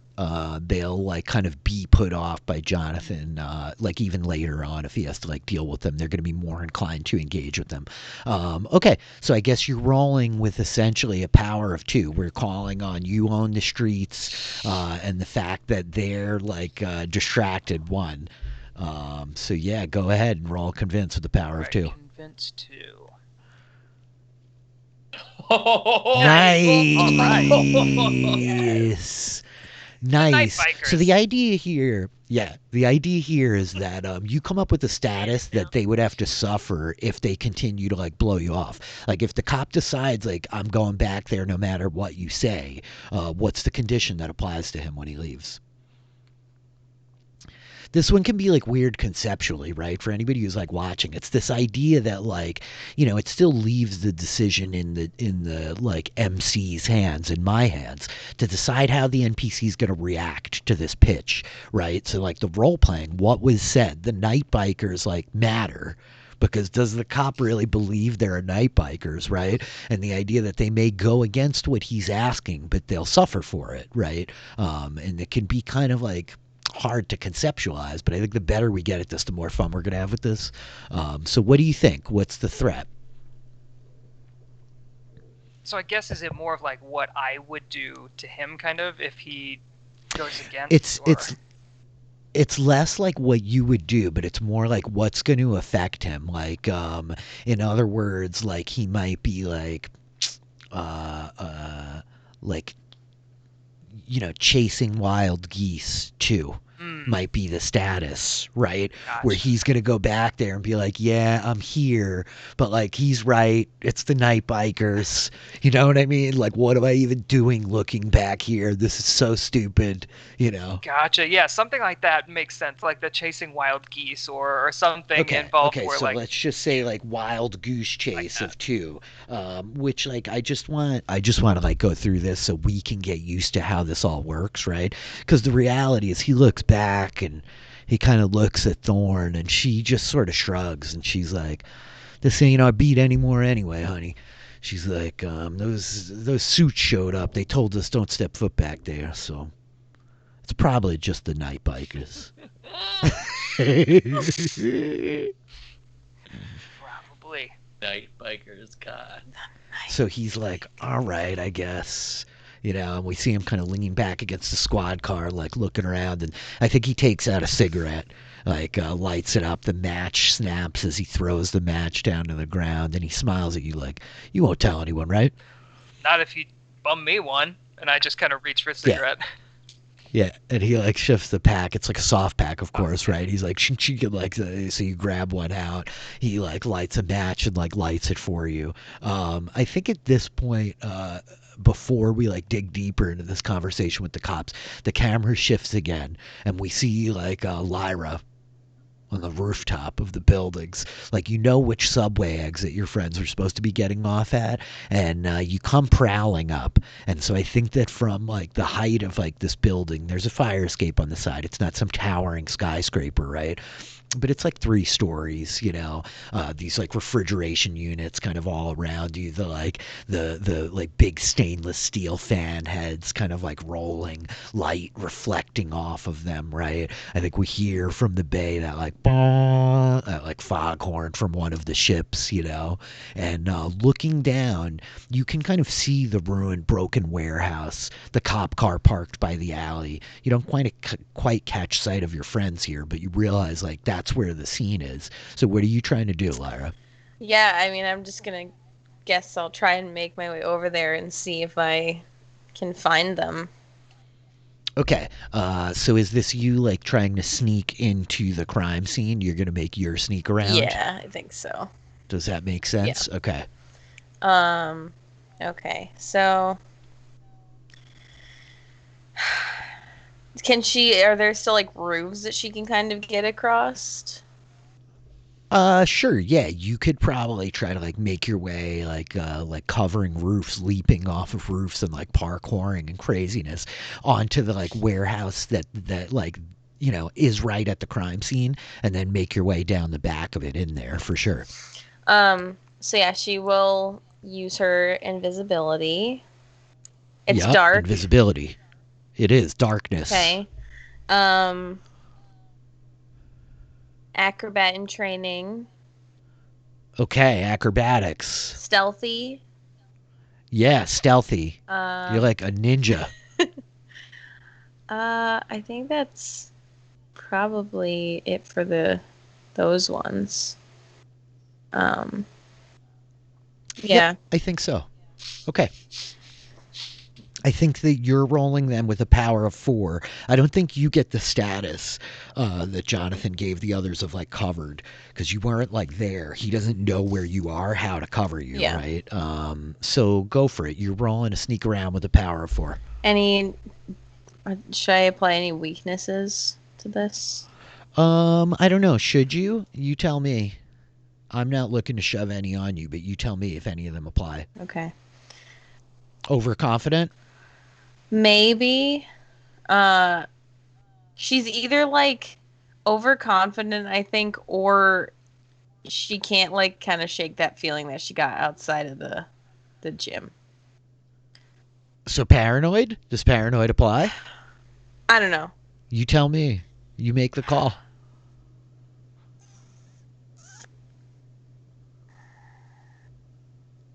I think she's probably overconfident.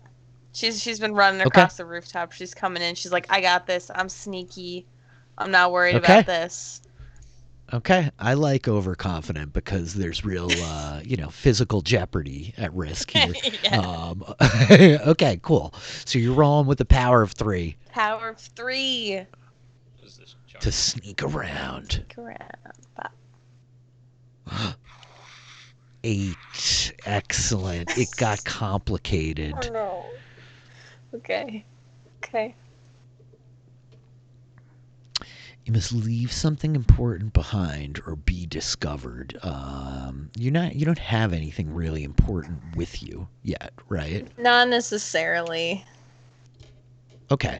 I think that I'm also going to go with someone unimportant noticed you, but that just made them important, right? And so I think that you proceed to tell me how you get down from the building. What's it look like?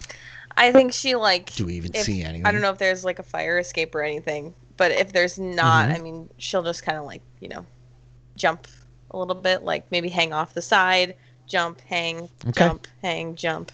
So we see like the fire escape responding to like the invisible force of this girl like parkouring her way down, like dink dink dink, right? You're like dropping down, you're like rolling off like bars, right?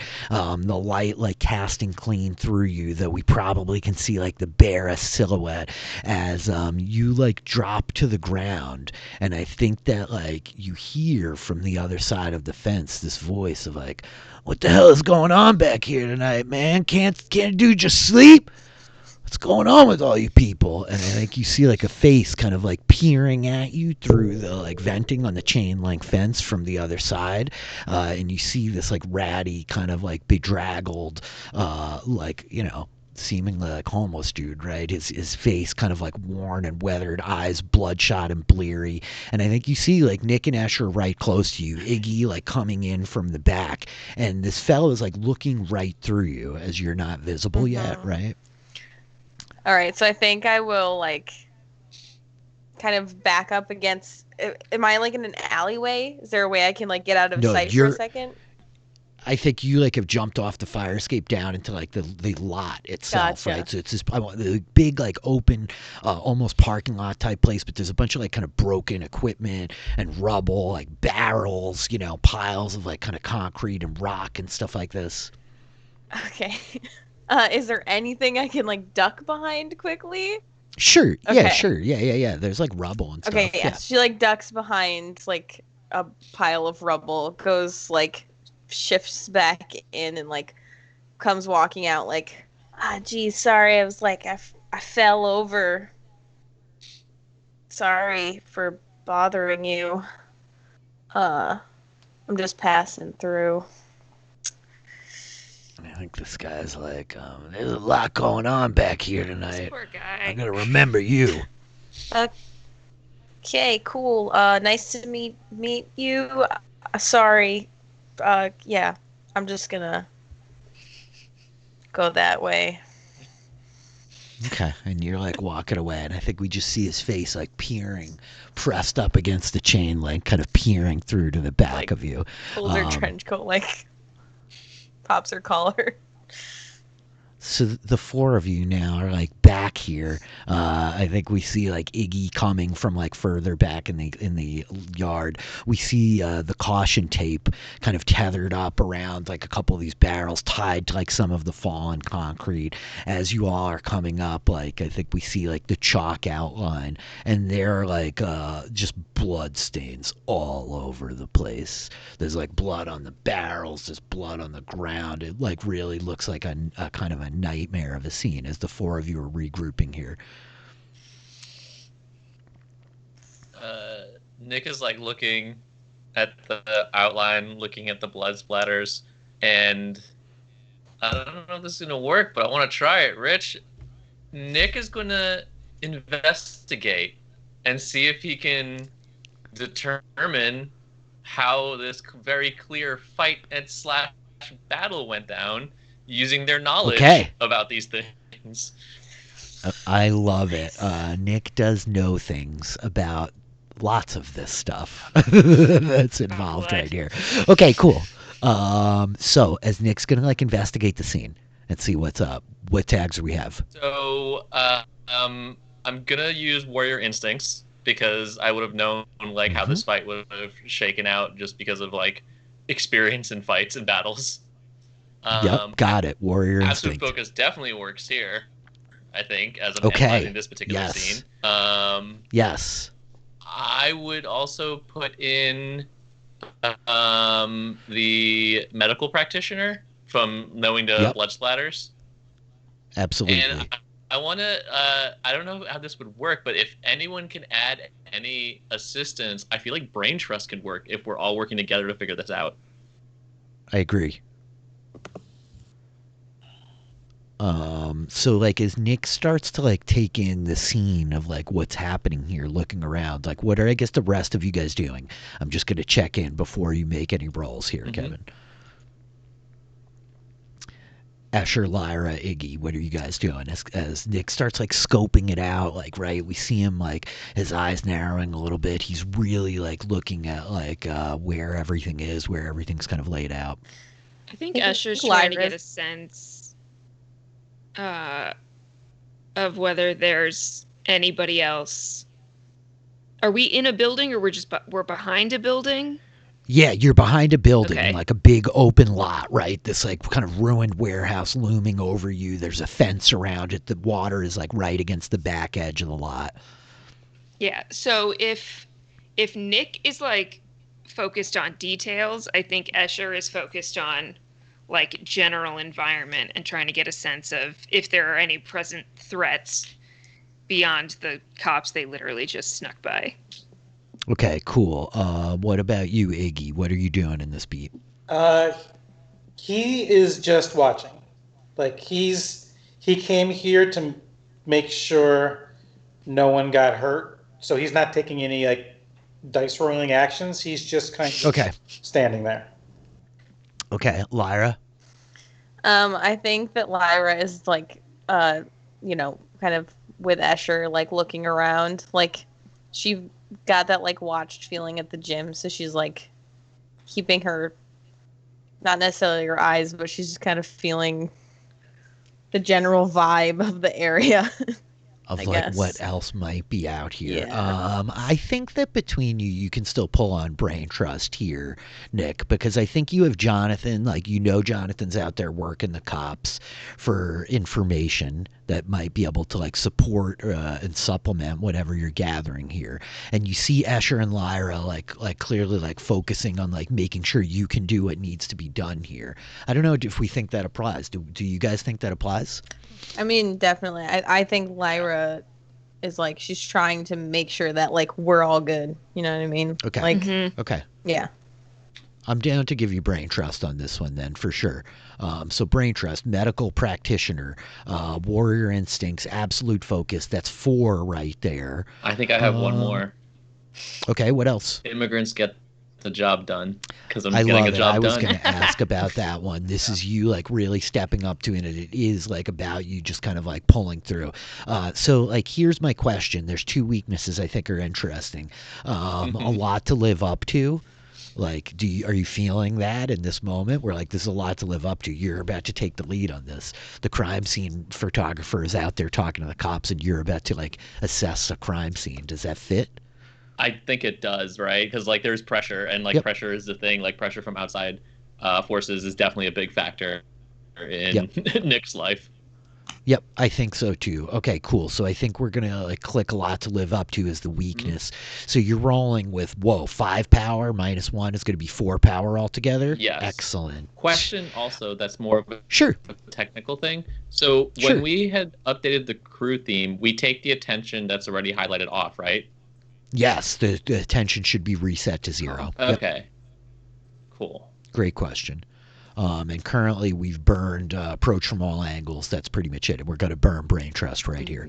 And that would give 2 more attention to this? No. The attention comes either when we geek out during the credits or if we call in that weakness of no clear leader. Okay, cool. So I'm going to roll investigate with a total power of 4. Yeah, sick. Okay. Oh boy, here we go. And you get attention on whichever theme your weakness is on that's being called on. Yes, you sure do. For Child of Immigrants. A lot to live up to. Child of Immigrants, get some attention. Okay, cool. Okay, great. All right, here we go. Nice. Wow. Nice. Great success. Great success. So I think this again gives you 4 clues, right? And like these clues could be used in different ways. It might be things you tell me. You can use one of these clues to be like, oh, I see this. What does that mean, right? So feel free to ask me that. But essentially, you're getting the method or the source which you're getting the clues is exploring this crime scene. You don't need to spend them all now. Like you could save some of these clues for later, but they just have to tie back to like this crime scene information you got here, right? They'll expire if the information becomes obsolete, right? But you tell me, what are we asking? Sure. So first thing is can I like how one-sided was this fight? Was this even a contest against 2 people, or was like one of them just seriously brutalized? As you like look around and are able to like assess the way that like the blood seems to be like concentrated in this area, like it's very focused and isolated in a certain way. As much as it's kind of like spread out, it's not like spread out all over this yard. It's just right here. This does not seem like it was a long drawn out fight. This was very one-sided. Somebody just like murdered somebody straight up. There was not a meaningful fight here.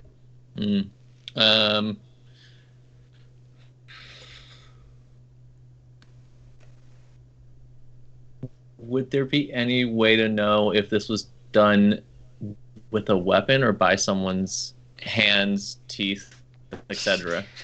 Bangs. I think as you we Claws. see Nick exactly. Right? We see Nick crouching down and really beginning to examine. It's hard because you don't have the whole body here, but I think at this point you're realizing oh my god, there is some of the body here though. That's part of this guy's liver, that's crushed and smeared across this. That's definitely flesh that's hanging off of that rubble over there. This as far as what kind of weapon was used, it feels tooth and claw, in the sense of something almost like an animal did this. It looks like not literally tooth and claw, but an animal. Right. It looks like there was severe bludgeoning, stabbing, ripping, smashing. As I'm looking at this, yeah, I'm just okay, well, this fight did not go on for very long, very one-sided, and whoever did this, can't really tell. It doesn't look like there's any sort of weapon they use. Oh. Well, yeah, I got possible good news for you in your theory. Definitely seems like some sort of animal did this, some sort of creature. And I guess for my last one, and I'll save the fourth, size. Okay. Can I determine the size of whatever did this? Yes. As you are trying to look around and establish the size, you think it was something very big and massive. Not King Kong big, but it feels like something bigger than a person, the size of a small car or something like that. Massive. Something definitely big. Bad too. They also possibly bad? Are bad. Can't you see some sure of the rubble is literally been rolled, right, there's a piece of concrete that looks like it was the foundation of a building that's been completely rolled over, right. You see what looks like a 55-gallon metal drum that's just been almost stomped by something and folded in half, much bigger than what a human fist could do, right. Something maybe 2 or 3 times that big as a dinner plate crashed into it. I do have another theory, but can't really know for sure. Does he say you have this loud? one? Or is that in her monologue? I guess it's in my monologue. There could be. Well, okay, now I'll say it out loud, I guess. Well, there could be. As I stand up and look at the drum, I'm there could be another theory. I mean, we know it's animalistic. And it looks huge. It may have charged into the area. We know a little bit about Linden. Could this be a bull attack rather than a wolf attack? Or could it be neither? Or it could be neither. Yes, that's always an option. And I think it's the camera that's a lingers. Great null hypothesis. Lyra turning back, asking, "We'll jump back here in a second," but I think the camera lingering on the two of you, we just see it turn, rotating, pitching down over the fence where Jonathan is still standing with these cops, right? Officer Thorne and her partner here. So Jonathan, you have convinced this young B cop not to go digging around in the back. You covered your friends. You wanted initially, though, to get some information, I think, out of them, right? So I think that this is you making the investigate move. If you want to keep up this conversation with them to ask for more information, I think that's what that looks like.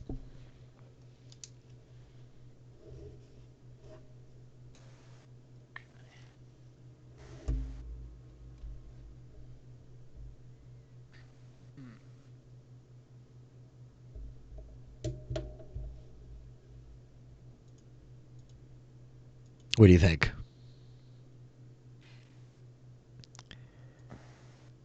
Yeah, I think so. You definitely don't have to, right? You've accomplished your first goals. of getting your friends back here. Yeah. I'm not trying to like push you into this, right? I'm just like following up as like you're standing here with them, like what happens next. Yeah, and I was trying to think of like what else he would be doing if he wasn't trying to like investigate or push a little bit further. And I think with Thorne mentioning the guys in the suits a couple times, and it sounding like they like she and Hop seem a little concerned with them. I feel like that's an angle he's curious about. Is like maybe like if she's not going to tell him anything about the crime scene, maybe he can investigate a little bit more about the suits guys and their relationship kind of with the cops. So I think investigate does make sense. Okay. In that sense. So yeah, you tell me what are we rolling here?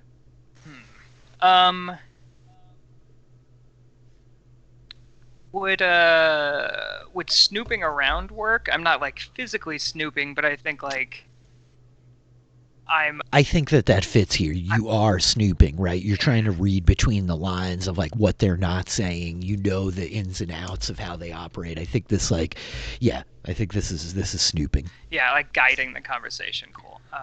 And then.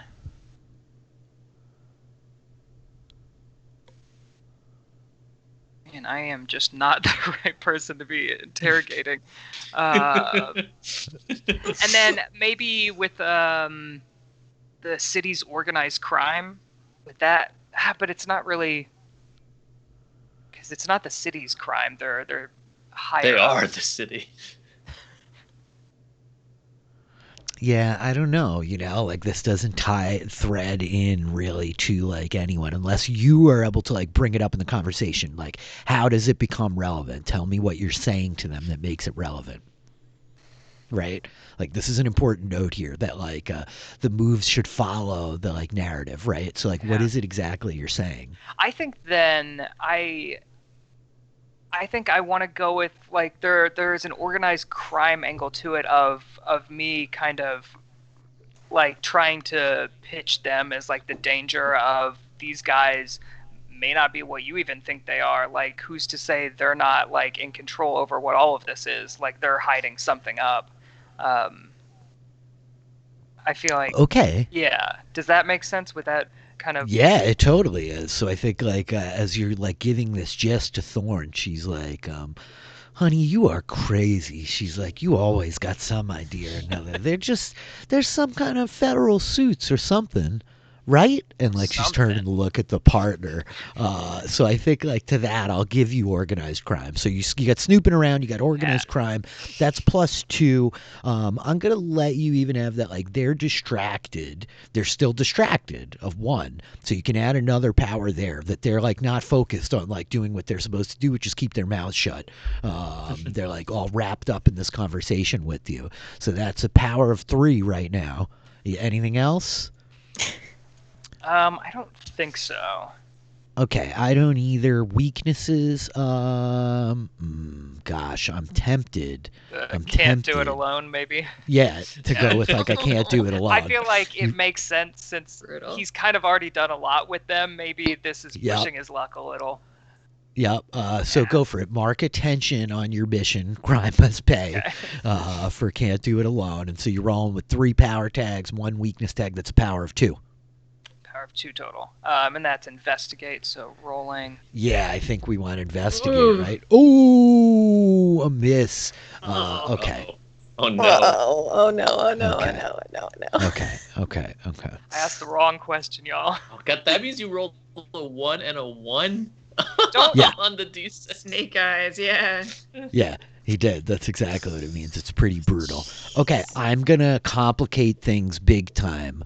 But before that happens, we're going to, like, jump back in. I think as you, like, say this to them, and Officer Thorne's, like, looking back at her partner for the response, like, we jump back into the back lot. As, like, Nick is scoping out the situation here. Iggy is just kind of, like, stoically watching his back up. Lyra and Escher, is there anything in particular you two are doing? You wanted to like make sure there was no other danger here, right? So I guess like I'm asking like what's that like? Are you actually like walking around like scoping out? You looking at like rooftops? What's happening? Yeah, Lyra's like looking at the rooftops. I think even like, and maybe not like super consciously. She's just like fading in and out a little bit to try and like use like that other side to like gain any sort of other knowledge that maybe she can't see. Okay, so is that you actually making a roll here? You like want to like investigate to see if you find anything else that's like not being perceived, or you just kind of you tell me. I don't think so. I think she's kind Okay, of like she's half like looking around, but also half like paying attention to what like Nick is saying. So she's not okay, like fully got it. into anything. And so I guess the same goes for you, Asher. Is like what do we see as we take Asher in? Asher's like still skulking around in the shadows, Yes. so that if anybody is looking at where their group is, they at least are hopefully unseen. Okay. And I think mainly like listening for the sound of anybody approaching, or just like, that sense you get, that watched Oh yeah. feeling, Yep. that Lyra was talking about, just like waiting and listening and kind of like Okay. I think I'm this just gonna sort of actually give deal. you this as you're like creeping around, kind of on the edges of all of this in the shadows. Asher, I think you hear a voice of like this homeless dude sitting over by his dumpster on the other side of the fence, like real low, and I think you hear him like, yeah, they're here right now. You told me to call you, right? Yeah. Yeah, I don't know. I mean, I only saw one of them, two of them, some girl, and I'm not sure. I don't know. He looked like he was dressed real nice, so yeah. And like, so you hear this, Escher, and I think immediately we like cut back to the front, and Jonathan, as you're talking, I think Officer Thorne is like, "Oh shit," and you look over your shoulder, and the black SUV comes rolling down the street and like parks kind of like T-bone right in front of like perpendicular to the squad car, right? And the doors open and out jump Agent Anderson and Special Agent Anderson. No. Those guys. My favorite people. Well, Yeah. Shoot. good to see you gents again. And then I think Agent Anderson is like, "What are you doing here?" I mean, I'm a crime scene photographer trying to take pictures of a crime scene, but these police here, good at their job, won't let me in. You got pictures of the last couple of murders? Special Agent Anderson like steps forward at you. Because if you did, you should turn those over as evidence. You know that, right? Hey man, like if I had anything, I'd give it to you. All right, like I'm just trying to make a living. I can't even get a photo of any of these. Well, then you're not doing a very good job making a living, are you, Mr. Keeley? Man, that's rough, dude.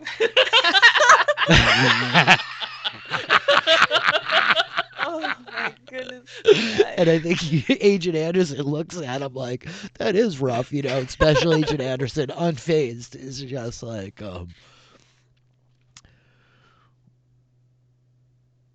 we got a call from Mr. Erastus tonight that one of your friends was snooping around in the office downtown. Do you know anything about that? I mean, I know a lot of people, got a lot of friends. The odds of one of them snooping downtown is pretty high. So, yeah, probably one of my friends was doing that, yeah. But look, like, also, I talked to him tonight. He's also kind of brought up that friend to me. So this is something, I'll have a conversation with them. It'll be okay. And I think that he's like, Special Agent Anderson is like, yeah, we heard. We got word that you were talking to Mr. Erastus tonight. He seems impressed. All right, that's good then. I'm a fairly impressive guy. I think that he's like, you have any guesses Any theories about what's going on here? I mean, if you work in this area professionally, maybe you thought of something we didn't. I mean, I know some crazy stuff has been happening in the past month. Whatever did this might not be just a normal, regular old Joe. You might be right. Why don't you take a ride with us downtown? Yeah, I thought that's where this was going. Agent Anderson, I think, pipes up and is like, Mr. Keeley, listen, it seems to me like we're all trying to get to the bottom of this thing together. You want access to the crime scene? We might be able to get that for you tomorrow in the light of day. But it seems like we have a lot that we can discuss. Yeah, sure. I mean, I'll go willingly. No cuffs or anything. I'll just hop in. Really? And I think Special Agent Anderson is like, he's like, just scowls at him, and he's like, we appreciate that very much, sir. And I think he steps forward and like opens the back door of the Suburban, you know. And yeah, I just kind of wave at Thorn, and I'm like, well, if you don't see me again, it was these guys. And I think Agent Anderson is like, we don't do that kind of thing. We don't do that kind of thing, do we? He's like looking at Special Agent Anderson. Hey, Special Agent Anderson, like, get in the car, right? And I think we hear like Officer Thorne like, oh shit. And like the door, like Special Agent Anderson closes the door, jumps back into the front seat. Yeah, Lyra, I think like you are like overhear this. From where you are in the back, you catch like a bunch of this conversation, and there's no chance that you could forget the voices of your friends, Agent Anderson and Special Agent Anderson. Way. So I'm gonna like get everybody's attention. The Andersons are here, and they're taking Jonathan, or he's going with them. Why? So we should probably go. Maybe follow them? We gotta go after him. Grab a cab or something? I mean, where would they be going? To Divinity Estates. Yeah, their headquarters.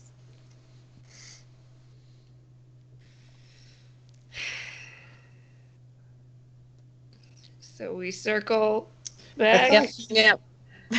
Coming here was his idea, and now he's leaving? Well, I think that time's up, you know. You can only distract people for so long. So we have to sneak out now? Well, we snuck in, didn't we? I don't really want the cops to know we were here. I agree strongly with that sentiment. Well, then let's be sneaky and get back out. I mean, I'm going to give this to you guys. As you guys made your sneak around roll at the beginning of the scene, I'm going to carry that roll forward, right? So the deal is you can all, like, pretty easily get out of here, but you will have to, like, cut past the homeless guy in the alley, right? Mm-hmm. Yeah. Are you all done here then? Like, what's Nick thinking? Is Nick's, like, standing there? Like, what are you guys doing then? Yeah, Bitch, go look. So how would this work if I leave the scene?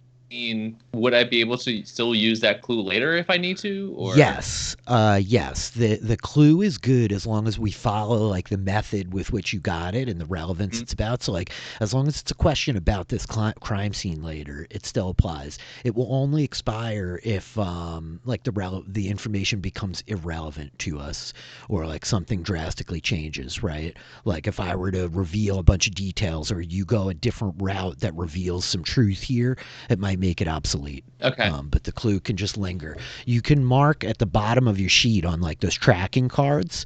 You can mark that you have one clue from the murder scene at the docks at the warehouse. Yeah. So I would click one, and then what would that be? And then just underneath it, I think there's a couple little drop downs for clues. There's one that looks almost like a magnifying glass, I believe. Oh yeah. Okay. Right. Yeah. And There so it is. Yep. Do we know the homeless guys there? Asher and Lyra and Nick do. You're the only one who doesn't realize they're there yet. Iggy? Well, I guess I'll go back to the seawall and shuffle my way back to the front again. You could just follow us. We got in through this little area here. Yeah, I checked out that fence. I can't fit through that fence. Ah, Well, Iggy, can't you do Thanks. that thing What? you were telling me about? Can't you do that thing? I can just shuffle along the seawall. It's fine. Okay, all right. Yeah, whatever you're comfortable with, man. Okay. Iggy Um, like makes his way far around back. Yes, Kevin. well, I was gonna say, I don't know what if we're as we're passing by the homeless man. I think Nick gives him $5. Oh, nice. You give him $5, and he's like, "Oh, thanks, man. Are you all leaving then?" Asher's gonna ask who he called. Like, hey, I heard you tell somebody about us. Nick just takes the $5. I'm kidding. He's still like holding the $5. I think he gives like Nick the look and like pulls it in a little closer to him, and he looks back to you, Asher, like, "Oh, no one. I didn't call anyone. No, that must have been somebody else." He There's like looks. there's You know? nobody here, and like I heard you describing my friend. Oh, well, yeah. I mean, I guess that's true. I don't know, man. There's like this kid who hangs out down here sometimes. He told me, gave me his number or whatever. He gave me his phone. Like he pulls this like kind of old like sort of burner phone out of his Wondering pocket. how you did know? he call and who did he go now? Okay, that makes a little more Yeah, sense. he's like holding this burner phone in his hand, and he's just like, yeah, I don't know, man. He just told me to call him, stay here for a couple of nights, and call him if anyone showed up. We shouldn't make so much noise, man. The cops are gonna hear us. Who's this kid? I don't know, man. He gave me a phone. I didn't ask his name. That's like rude or something. Can we have that phone? No. He like takes it and he folds the $5 like against it and he shoves it back into like his beer, ratty kind of coat. That seems fair. I mean, yeah. What did? How You much got time your do we own have? phone, probably, right? That's true. I don't know how much time we have, but what did that kid look like? Man, I mean, like, he had like hair and, he was sort of like scrawny or whatever, not that big. I mean, like, he's not that small either. He wasn't like a little kid or he had clean clothes, smelled nice, big smile.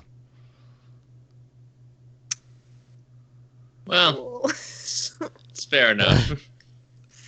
You could like push on this more if you guys want to like make rolls, right? But like he's just like, yeah, whatever, man. You should get after Jonathan, I think. I wasn't gonna call, I'll be honest, but then I saw Tuyu and was like, oh well, I mean, he did give me the phone. Maybe if I call, he'll like come back and give me a car or something, man. Did he give you anything besides phone? He didn't even pay you for this? You just did it?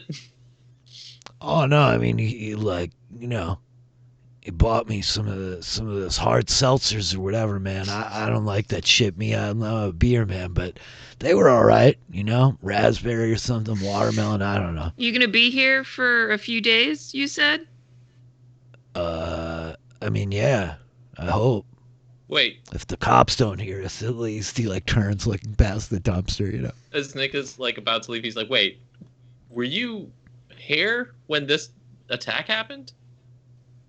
Oh no, man, no. I was sleeping a couple blocks away. I was over near the first one though. I think like a month ago or something. Did A couple of you my people and I, we were not that far from there. The building, it was a rainy night. We were all kind of holed up together. see anything unusual? Well, yeah. I mean, it was some grisly shit, man. I didn't have a phone, but it looked like the body had been like, I don't know, like like smashed by like 100 bowling balls dropped from the air or something like that. It was like trampled bad, like stomped all over the place. Looked like maybe like a steamroller or something ran over him, or like those old cartoons, and it's all like flat. You like pancake. He's just As a, You just know- like you know what I mean? the Looney Tunes one where they find the person. Yeah, close in. yeah. yeah. I gotcha. yeah, I love that coyote, dude. Yep. Yeah. Yeah. Well, thanks for the info, I guess, but you didn't see it happen then, huh? This? No. I think that kid did though. And you sure we can't get that phone from you? Or at least the Or number. number. No way. I mean, I think this is maybe a convince roll. Are you guys trying to convince him? Yes. Like, you want this Yeah. number? Okay, what are you rolling? One Who's of you guys rolling? feel free to do so, please. Asher, what are you rolling? I'll do it. Ooh, Princess Among Paupers. Oh, yeah, he's a pauper. Yes. He's a pauper. Pretty like textbook. Yeah, Enchanting Glamour. Why not? Oh, yeah. What else, if anything? That's not necessarily convince related. I was gonna say insatiable curiosity because like I want to know, but I don't know if that Mm-hmm. is gonna help me convince him or not.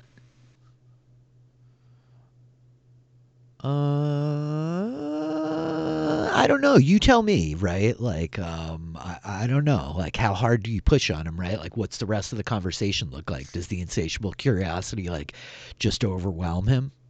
I don't know. I mean, this feels like a lead that like Mm-hmm. we want to get to this kid. Uh-huh. I mean, Escher's feeling is we do got to get out of here pretty soon and try and we don't want to leave Jonathan for too long. So like the clock is ticking on getting to the place. And if this doesn't go anywhere quickly, then the move is like come back with beer another time. Oh, like nice. tomorrow. Yeah. Because apparently this man is easily bought and get our answers then.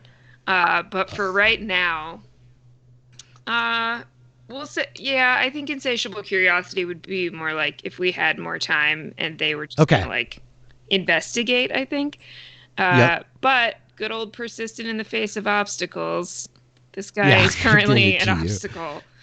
This is definitely Asher's one broad tag. Yes, Yes. persistent in the face I of love obstacles. it. It's the yes. best. Okay, yeah. Okay. Enchanting glamour, princess among paupers, persistent in the face of obstacles. This is not an authority figure. Nope. I don't think any of these other weaknesses apply. Should I So take go for it. off the cover? You still have cover, but yeah, it's not applying. Not It's not helping relevant. you in this role. Yeah. It's not a relevant status for this. So we'll subtract those. Okay, so it should say 3 now. There we go. Okay. Convince. Yep. Cool. Convince it is. Yeah. Oh, yeah. Great success. So once again, like, what's the kind of mindset? What's the status that he's being threatened with if he doesn't give you this phone? Oh. I don't Like- want the phone. I literally just, well, you know what? Now I Yeah, do you just want the phone. number. I just wanted the phone number, but because he's being difficult about it, now we take the phone and he can't call this kid again. Oh my gosh. So we're both like gaining information and eliminating a threat of like being tattled on some more at the same Yeah. time is the goal here. So I think Escher's like, listen, man, we got to figure out what's going on with these like incidents. We're trying to prevent them from happening anymore. We kind of feel like we might be in danger. We can bring you some beer tomorrow, but like that phone would probably be more useful to us than it is to you. You don't even know why you're calling this guy. Okay. So then, what is the status? Is the status like free beer? You know? Like I don't know. like enticed almost. Yeah. Well, I think that either way, he's gonna fold for you here. He's not this invested, and Right, so exactly. I think he's like, I'll be honest with you. I mean, this is really a kind of shitty place to be. The cops kind of dragged me out of here 3 or 4 times tonight already, and like, I came back and they didn't hear me, but they're definitely gonna hear us now. I can't believe they must be really distracted right now. So Yeah, I've I kind of heard some night bikers went by earlier, and I hate those it's really fucking guys, distracting. goody two shoes, you know. And so I think he takes the phone out. He's looking at like the $5, like, I never really liked these things anyway. You seem like you probably need it. Yeah, we really do. I really appreciate it. You know, it's probably pretty quiet over by the library if you want to go stay over there, and then we'll know where to find you. We could bring you some beer tomorrow. Oh, nice. Yeah, all right. All right, I'll check that out. I always like the old district up there, man. There's like really, this is like a yeah. All right, I'll head up there. Cool. He like loses his train of thought, like handing you the phone absently. He's like, "Yo, I just found $5 in my pocket. This is great. Hey, I'll see you guys later." Like, It's fine. It's fine. Nick's like, We achieved the goal. and so like he hands the phone to you, Escher, and he starts like wandering off down the street.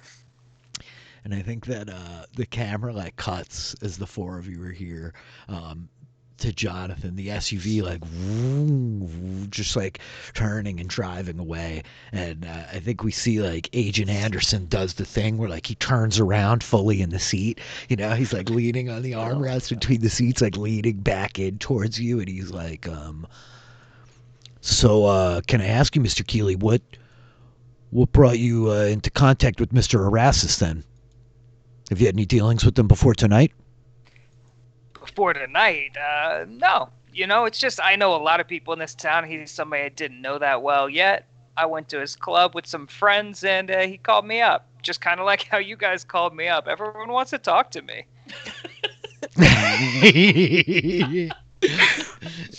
And I think like Special Agent Anderson, right, like clutching the wheel at 10 and 2 o'clock, the eyes just like look up into the rearview mirror, you know, like staring back to you, like, yes, we do want to talk to you.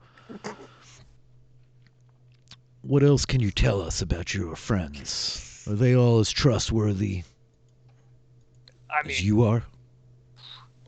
as I am, I would say they're probably more trustworthy than I am. Yeah. I think like he snorts a little bit, and Agent Anderson like looks at him like, well, that one Lyra, she really seems like she's looking to get herself into a heap of trouble if she hasn't already. You ought to have a conversation with her about how she talks to authority figures, Mr. Keeley. Yeah. That attitude's not going to get her anywhere anytime soon. Yeah, she's pretty great.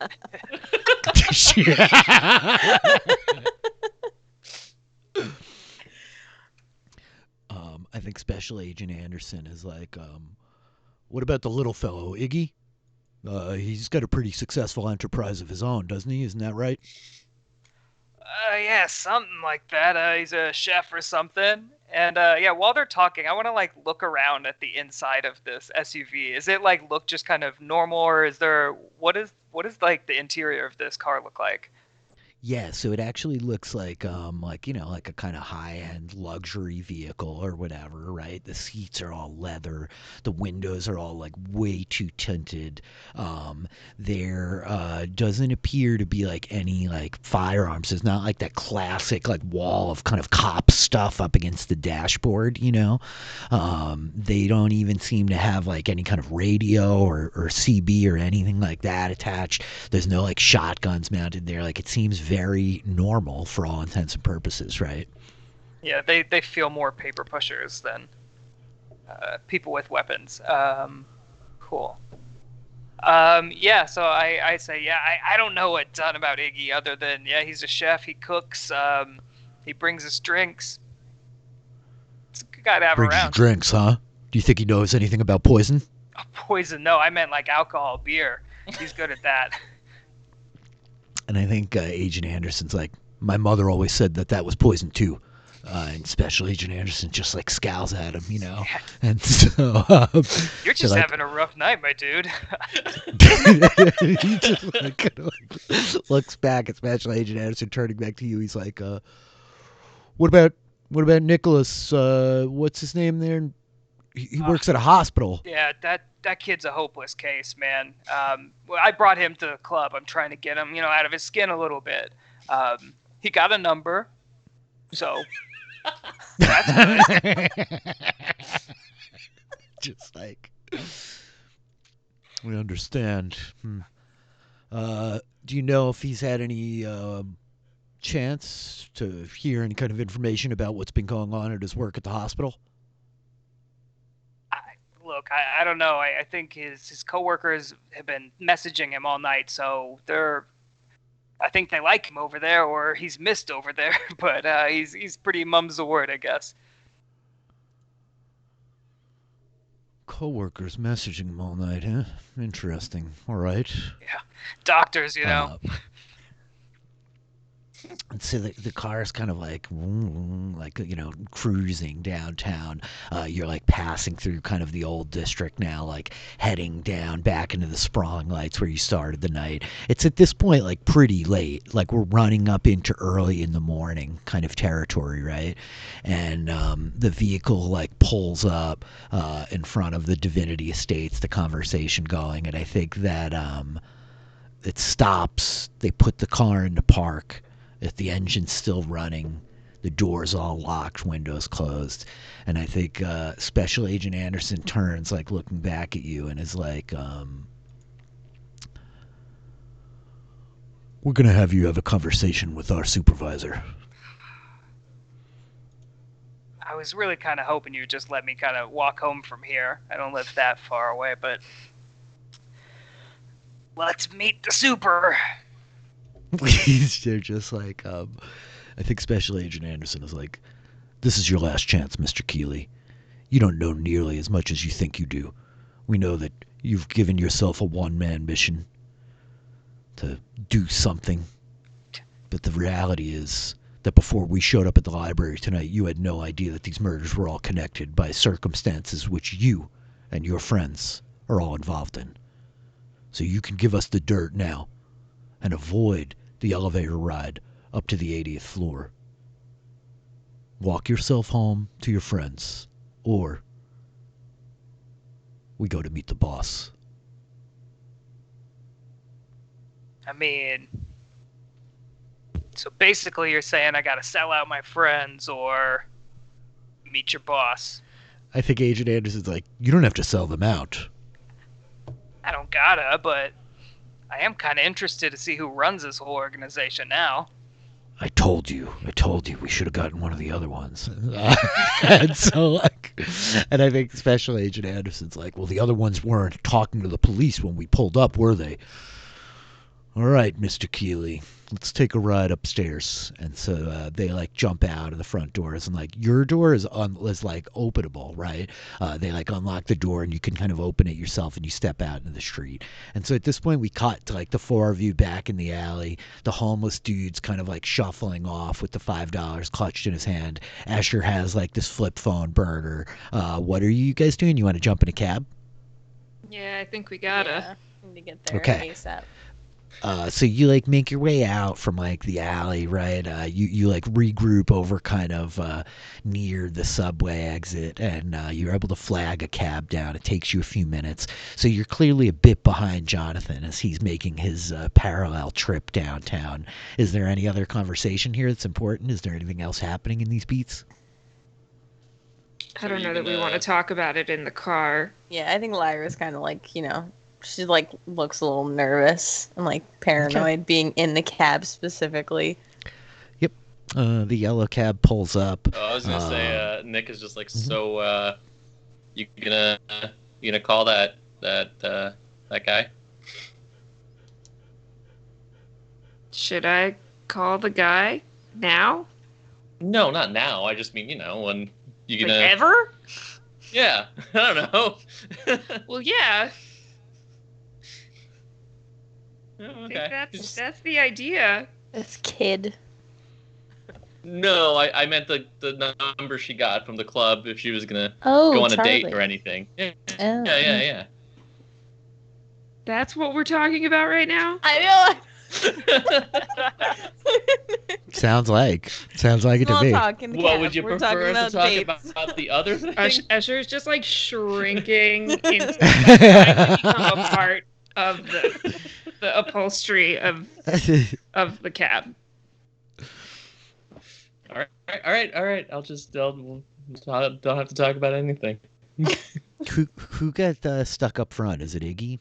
It's Iggy, right? Or all four of you like wedged into the back seat? Oh my gosh. It's Iggy. Yeah. I'm just projecting, but I'm imagining Iggy Yeah, like, like, sitting up there. The like, three like nervous ones like hopping back like really quickly, and he's like, "Oh well." Okay, and so as we see Asher like shrink down into the back of the upholstery, like nothing really, it's just like this magnificent hair as they're like swallowing themselves in their clothes. I thought like Lyra's the one who's like, "Don't look at me," but yeah, the cab like carves through the city streets, and the driver's like, "Where you going? Divinity Estate? Fancy place, real nice. Okay." So they drive quietly. The music like playing on the radio. They pull up outside in front of the estate. The building like towering over you. It's 100 stories of like glass and steel, as it were. What do you all want to do? I'm going to pay for the cab with my credit card. Oh, okay. And I'm going to leave a 20% tip. Oh, nice. Good. And then I'm going to step out of the cab. Anything else? You guys are now like standing in front of the plaza. You find yourself where you were like about 5 hours ago, as the hour is kind of rolling up on 4 o'clock in the morning at this point, right? Do we see the black car? Do we see any sign of? No. Nope. I'm gonna call Jonathan on his phone. Okay. Oh right, we have those things. Yeah, that's right. That's right. Yep. Okay. Jonathan, we like cut back as like we see the Andersons escort you into the lobby of the building. The doorman just kind of like nodding and acknowledging that they head over to one of the elevators, bringing you inside, right? And there's like the like very awkward shot of like the three of you kind of standing in the elevator, the music playing around you as you make the trip up. And so the doors open, this hallway stretching out, these four main doorways, and they bring you over to the suite, opening it up. They actually like knock once, and you see like the door opens from the other side, and there's another two people in here dressed very similarly to these two, physically very similar too, in terms of build, aesthetics, the jaws, the flat top cuts, right? And they just kind of nod, one of them acknowledging like, Agent Anderson, Special Agent Anderson, the three of you all kind of like heading in, right? And you look around, you see the interior of this room that you flew outside of earlier tonight. The like mystery board up on one wall, all the pictures of like the various players. And I think they're kind of watching you as you look to it, right? And they're like, this way, Mr. Keeley. And they like take a few steps over towards the door of the office that's marked on the outside of it, Archibald Erastus. And as they like step up to the door and one of them like reaches down about to open the handle, your phone rings. I gotta take this. And they just kind of nod, looking at you. Go right ahead. I grab the phone and answer, and I'm like, Iggy, what's up?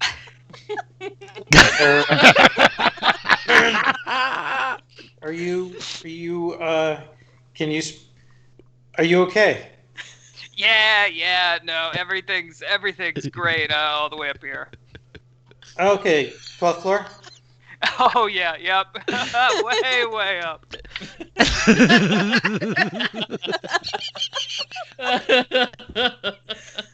Where Lyra was? Oh yeah, you know it. So The good. energy is so This is so good. inappropriate. It's Okay, so we're funny. outside. Ah, great. Yeah, we'll love that.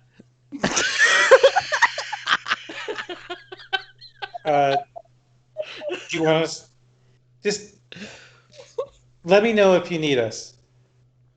Yeah, please. Oh, so you do you need us? And I think with that, I just hang up. He said, All you had to do was Yeah, say please. his name. Yeah. Oh, well, that's he did right. just say his name. He did just say his name. So close. So You close. did just say your Oh, name a man. bunch of times, Eggy. I turned to the group and I'm like, he was acting very I mean, he was obvious. He's fine-ish, and he was. From what I gather, he was being listened to while he was talking to me. I asked him if he needed us, and he didn't really answer. He just said, "I said let us." I go, "Let me know if you need us." He go, "That'd be great." And I'm like, "So do you need us?" And then he hung up on me. So I guess we just wait to hear from him. But he's in the same place. He's in the same place that you checked out. I guess tonight. Lyra. I think we should just go up there. They wanted to talk to us, right? Well- I assume that's what they're doing. we'd have to have the security guard let us out. Yeah, walking in the front door didn't go so well last time, did it? Well, last time I was just loitering. Yeah, we didn't go Oh in. yeah, but that also, crime of loitering. Mm-hmm. I mean, It's not we a can't crime. It's just run not up permitted there, on right? private property. I mean, can we just go talk to the yeah, person We at the could- desk and be like, "Hey, we need to go up to the 12th floor." they're expecting us. Yeah. We could say Erasmus is expecting us. Yeah. We might want to Yes. get the name right Erastus. if that's the approach Erastus. we're going with. Yeah. Yes. Okay, so the four of you are talking through this. Is that what's about to happen? Oh Yeah, I God, think Yeah, sure. we're gonna head inside. Yeah. this seems Okay, like a so I really think the bad idea. The four of you walk into the Logistical lobby. question. He Sure. did. Jonathan did greet you with your name. Does that Yeah. count Yeah? for your Did say your name. capabilities? Or For does reasons, it didn't. Okay. He was just greeting me. I'm just asking. Okay. Yeah. But he was just greeting me. Just checking. Mm-hmm. Okay, so you're gonna just stick with the group, Iggy, right? The four of you are gonna go in. You like see the security guard like sitting at the big desk. He recognizes you from earlier tonight, and he's kind of like, "Oh, what'd you bring? Friends back, pal? What do you need?" We actually are supposed to. He starts talking. He's Erastus. looking around to see if other people are like stopping him from talking. Go ahead, Iggy. No. Go ahead. We're here to see Archibald Erastus, 12th floor. Kim and our friends came in earlier this evening. Some of our friends came in earlier this evening. They were anticipating us. I think That's the mayor's special task force. Yeah. I think he We may have- have we have actually their card. misspoke. Not Archibald Erastus. I think he meant Anderson and Anderson. That'd be silly to go talk to Archibald Erastus, right? Directly. Yeah, probably it's his would. offices. We have an appointment. Can we get We out have there? to- We have their card. Someone show him the card. Hold one moment, please. Oh, come on. And I think that He's he just like gonna lifts call a up. phone receiver to his ear. Yeah, and he like pushes a button. And I think as he pushes the button, the camera cuts again, and we see Jonathan standing at the door. The plaque, Archibald Erastus, on the door itself. And Special Agent Anderson is like, "Well, I guess it's time for the man in charge to have a conversation with you, Mr. Keeley." And he like reaches down and turns the doorknob and pushes the door open. And I think that's where we Oh, leave tonight, of right? course. Not gonna find out who it Damn is. it. I think that's exactly where we leave off today. We get 15 minutes. That's probably about enough time for us to geek out to the credits. Right. It felt like a good dramatic stopping point. This was interesting. You guys pushed some balls forward. You've got some very specific information about this murder and what happened here. Mm-hmm. We've got a little bit of the connection between Jonathan and the cops, Officer Thorne, and her as of yet unnamed partner. You met a new homeless dude that may be moving into the library to keep an eye out for you. And Asher upped their game from last time they got a number, now they got a phone. Yeah. Just crushing it in Yeah. the telephone game. Making friends and influencing people everywhere they go. I ask, like, you guys, before we geek out to the credits, like, how are you feeling about the game so far? You feel like you're digging into it a little bit? Mm-hmm. Oh yeah. It's starting to, like, click the whole thing, the power tags, the juice, the clues, right? Yeah. Yeah. Oh yeah. Okay, cool. I So am mostly nervous about where things are about to head. Also, just Right? figuring out the pieces. Yeah. Yeah, Mhm. it's exciting and scary. We're both like the government, the man is kind of the bad guy to watch out for, but then there's also Of course like it a is. killer to watch Yeah, out there's for. also So, like a monster. yeah, yes. and solving that mystery may not fix everything. So it is really fascinating.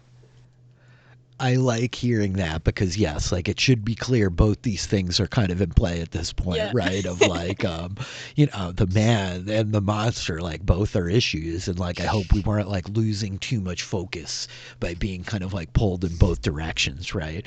But yeah, very very cool. Which is very Okay, I like dig Final it. Fantasy VII. Yes, that's the most amazing compliment you possibly could have given me at the end of 3 hours of role playing. So, way to like cut directly to my heart there. So, Right? Well, if we got to um, deal with the man and we got to deal with the monster. That's Yeah. exactly what Fantasy VII Oh yeah, is. for sure. It very much is. Is he a monster or is he just misunderstood?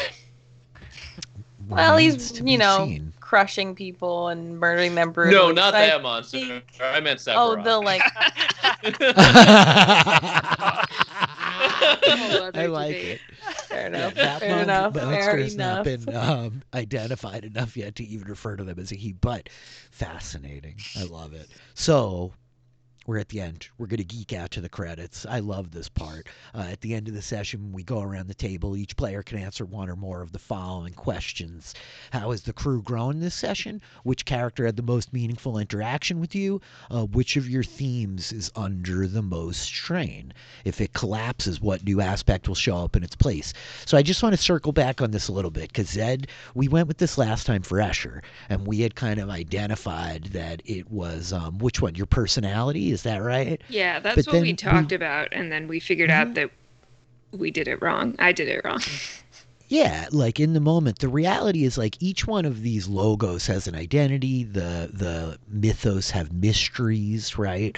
And like fade or crack are things that you all as players are going to invoke on yourself when you make hard choices. So I'm starting to like focus more on like drawing that out in the game and creating a little bit of space for that to be obvious and apparent. So I guess I just want to ask you to circle back on last week for Escher.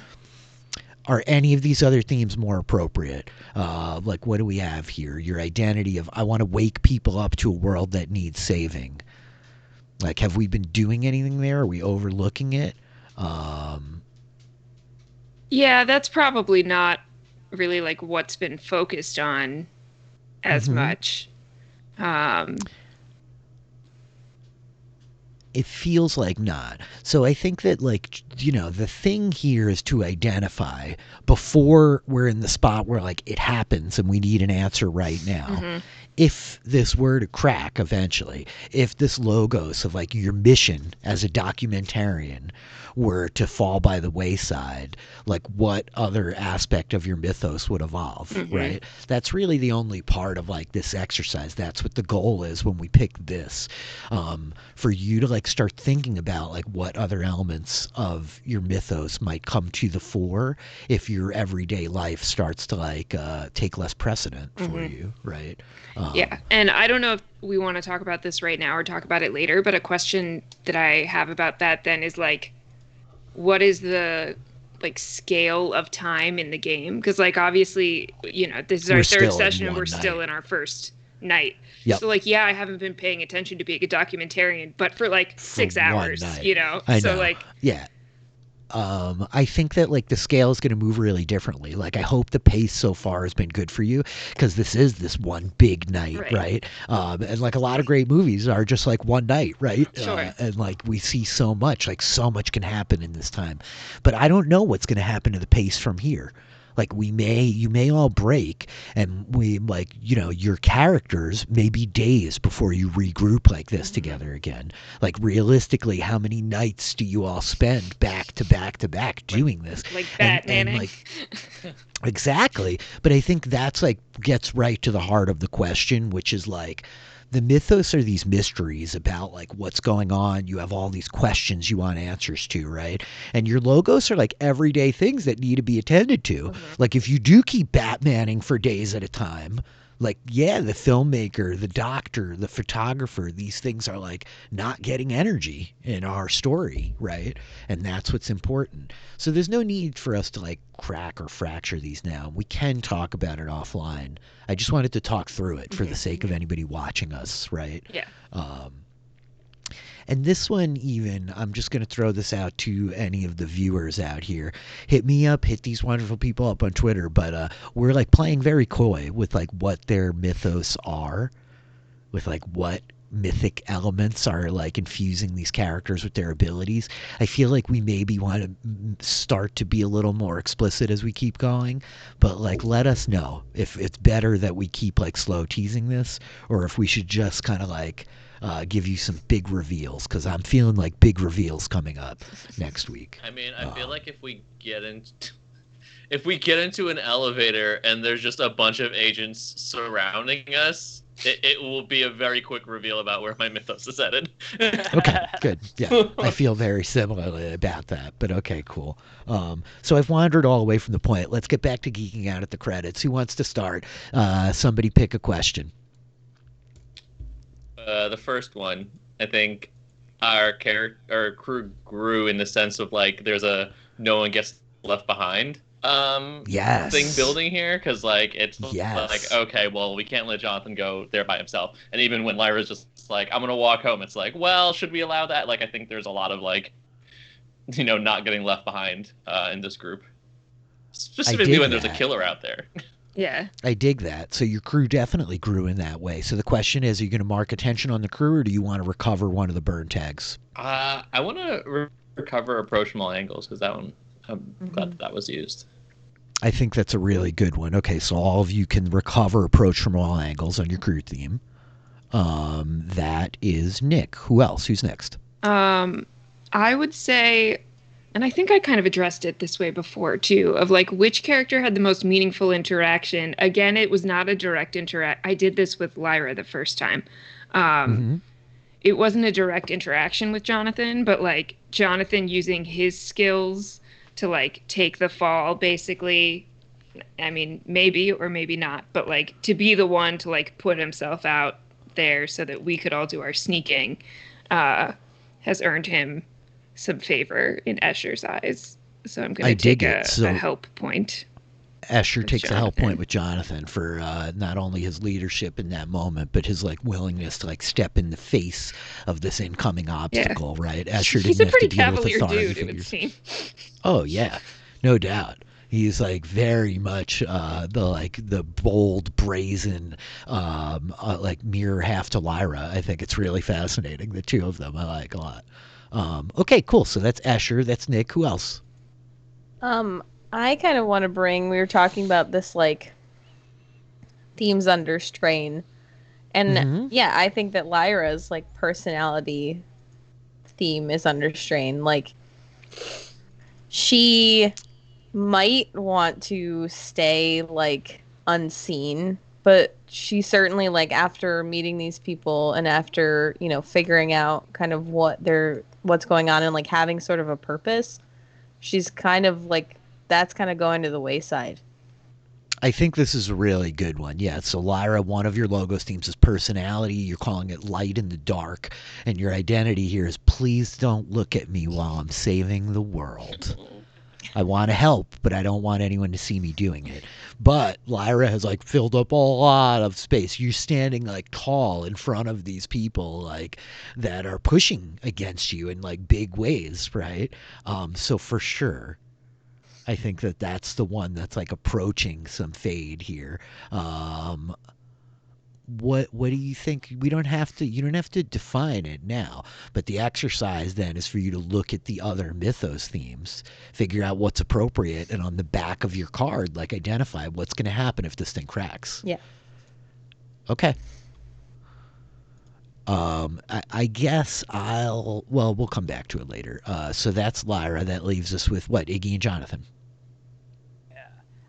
I was thinking of like maybe the how did our group grow together? I know we kind of changed the idea of our crew theme when we're searching for like who is after us, and I think now we both like have a connection with somebody on the phone who seems to like be snooping around for us, and then I'm getting directly like brought to the people who seem to be after us. So I think we're like sniffing out that as well as like I know we were investigating one thing, but we're like accidentally learning a lot about that as well. No, you definitely are. You're coming like right up against that. Okay, so the idea is you want to mark attention on your crew theme, or do you want to recover your burnt tag? Because we do still have we had burned approach from all angles, but brain trust is still burned. Yeah, it might be better to recover that tag then. Okay. Yeah, I'll recover brain trust. Okay, so you've got all your tags back.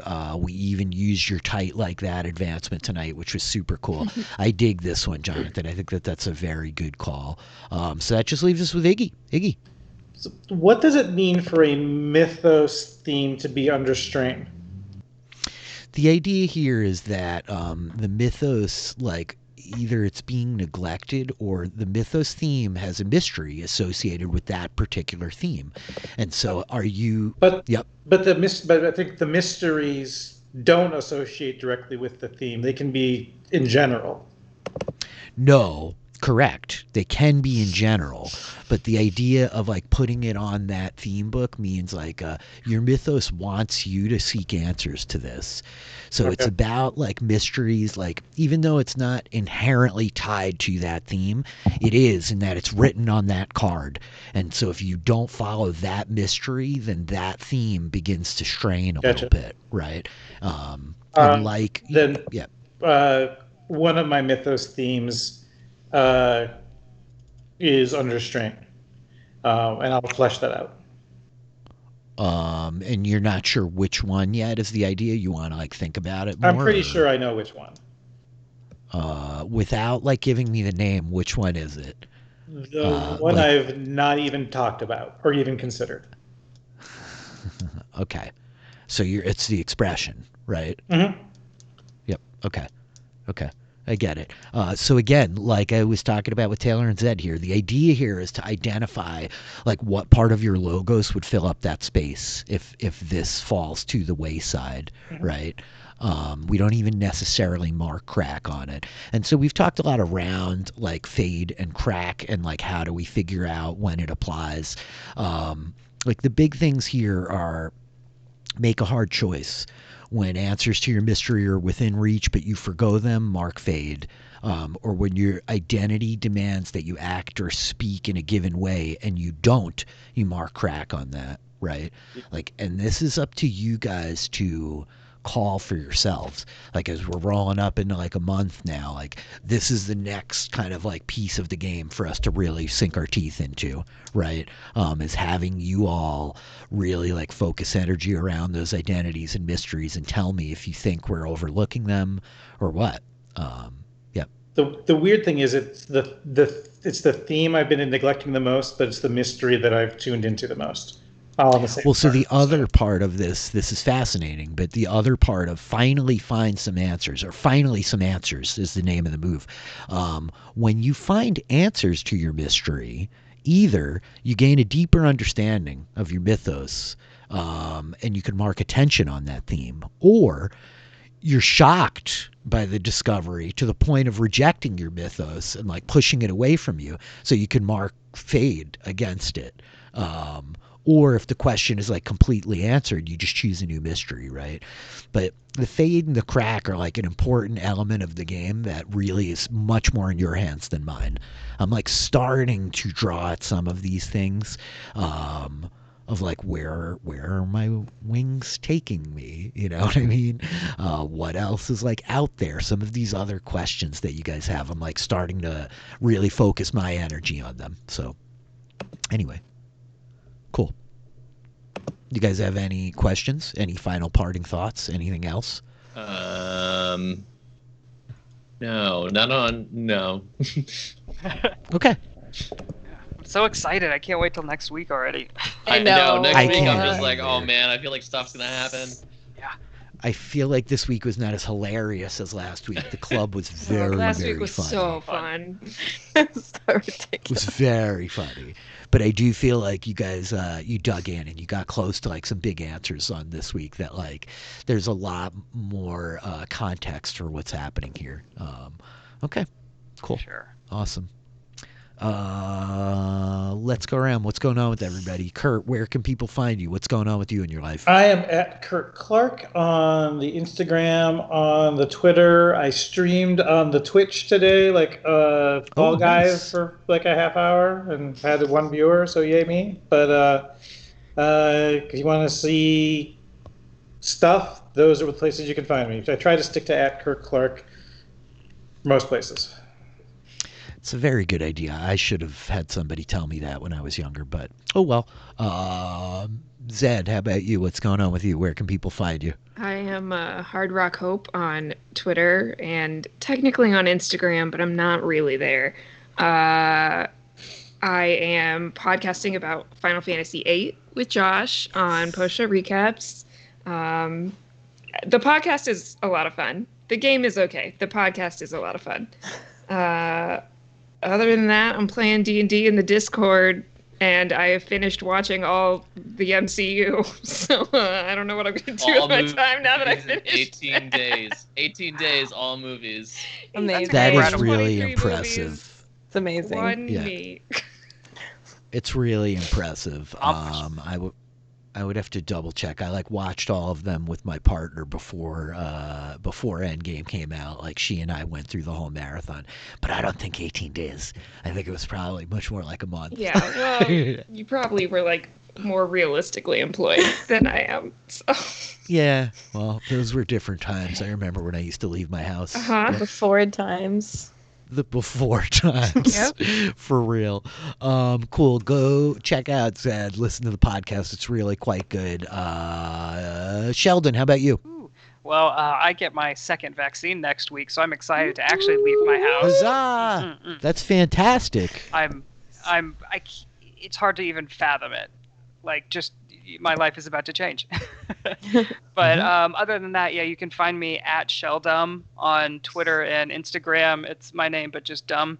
And I'm not playing Final Fantasy, but right now I'm playing a ton of Sea of Thieves. So if anybody's a pirate and looking for somebody to sail with, hit me up on Twitter. I'll sail with you. I will I don't know let what that means, Matthew but I wanna know know. what I that don't means. know what that means. I think you would like Sea of Thieves, Zed. Yeah, it's very I bet cool. I would. My boyfriend is playing it as we speak. Yes. He loves that game. He Yes. loves it. Connect I would us. play more, but I'm really bad. really, really bad. Sheldon, are you on a console or you're on a computer? I play Xbox, yeah. Okay. But I mean, that's the it trouble. does have cross-platform Yeah. ability. But Oh. usually I just stay on Xbox since the rest of my users are, and it keeps the good computer players off the server. That's fair. I always end up like trapped where my friends are on consoles and I'm on the computer and I can never play together. But that's good. It's got cross-platform compatibility. That's a big sell. Okay, noted. Yeah. Taylor, how about you? What's going on with you? Where can people find you? I'm on Twitter, Rania422.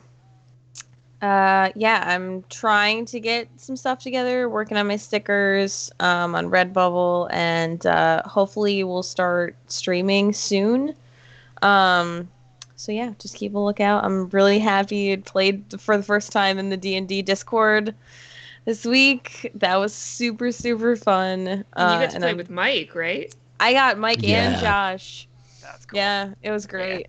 Josh is fun. always playing D&D, but Mike It is was- a new headline. Nice. It's so wild because I feel like in 3 months, like Josh has caught up to all the times I've played with Mike. Like I played with Mike for years, but not every day. Josh plays every day.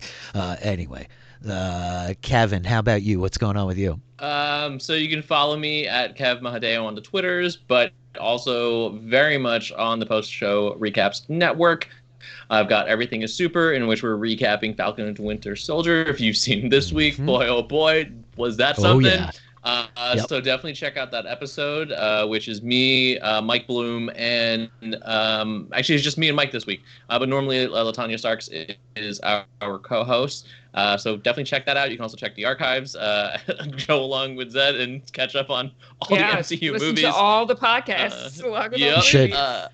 And I also have 4 Patreon exclusive members that you can sign up for patreon.com/post-show recaps. At the $5 level, you get access to all of our Patreon exclusive podcasts. And at the $10 level, you get the Discord where you can join the aforementioned D&D shenanigans that we have, but also a lot of conversation around movies, television, video games, comics, everything you can think of, and you can interact with all of us. But the other podcast is, of course, Mighty Ducks Game Changers, in which I co-host with fellow Patreon member Melissa Woodward each week, recapping the Mighty Ducks television series on Disney+. Beyond that, check out my website at themahadman.com. And the plug for a TV show of the week, The Great, I just started on Hulu with Elle Fanning and Nicholas Hoult, and it is incredible. It is by the same person. Okay. It is about Catherine the Great and Peter, and it is something. It's really entertaining, really good. It's by the same person who did The Favorite, which was the Academy Award nominated film, and it is very funny but very intense. Definitely recommend that. And I think that's it for me on plugs and such this week. Well, that was really good. Yeah, so as is clear, half the people here are podcasting over at Post Show Recaps. You could check it out there. It's really good podcast. It's very cool. There's a bunch of D&D shenanigans. It's the best $10 a month you could spend. And if you have an extra $5, you can sub to me here at Twitch TV/DM Philly. I'll take it. Amazon gives you a free Prime sub. Feel free to throw it my way. I'm back here tomorrow night. With Taylor. Kurt will not be joining us, but we're picking up for Firelight Tales, a special side quest episode, a little tease. It's going to be pretty neat and cool and interesting. I'm leaving here tonight to walk into a resurrection ritual on the Post Show Recaps Discord server to see if my character will be returned from the dead. So I'm excited. I'm really excited to play this game. I kind of want to pick this up and play it like 2 days from now, but alas. We will wait. Next Sunday, we'll be back. Pressure's on. The gang gets into an elevator, and Sheldon walks through a door. Let's see what happens. Yes. Bum, bum, bum. The gang gets to an elevator. Is this our Always Sunny start? We're going to start naming It our is. episodes like this now. It is. I'm just going to say it now, but one of you 3 who has not done it is going to have to do the monologue next See, week. if it was Big right shoes to now, fill. I would do it. Like I I could know. totally do it right now. Like now I'm all I hyped know. up and ready to go. I love it. We love getting hyped. You all, thank you so much for another really fun night. Thank you to everybody like hanging out, watching, listening. And with that, we will say our goodbyes. Goodbye. Night. Bye. Bye.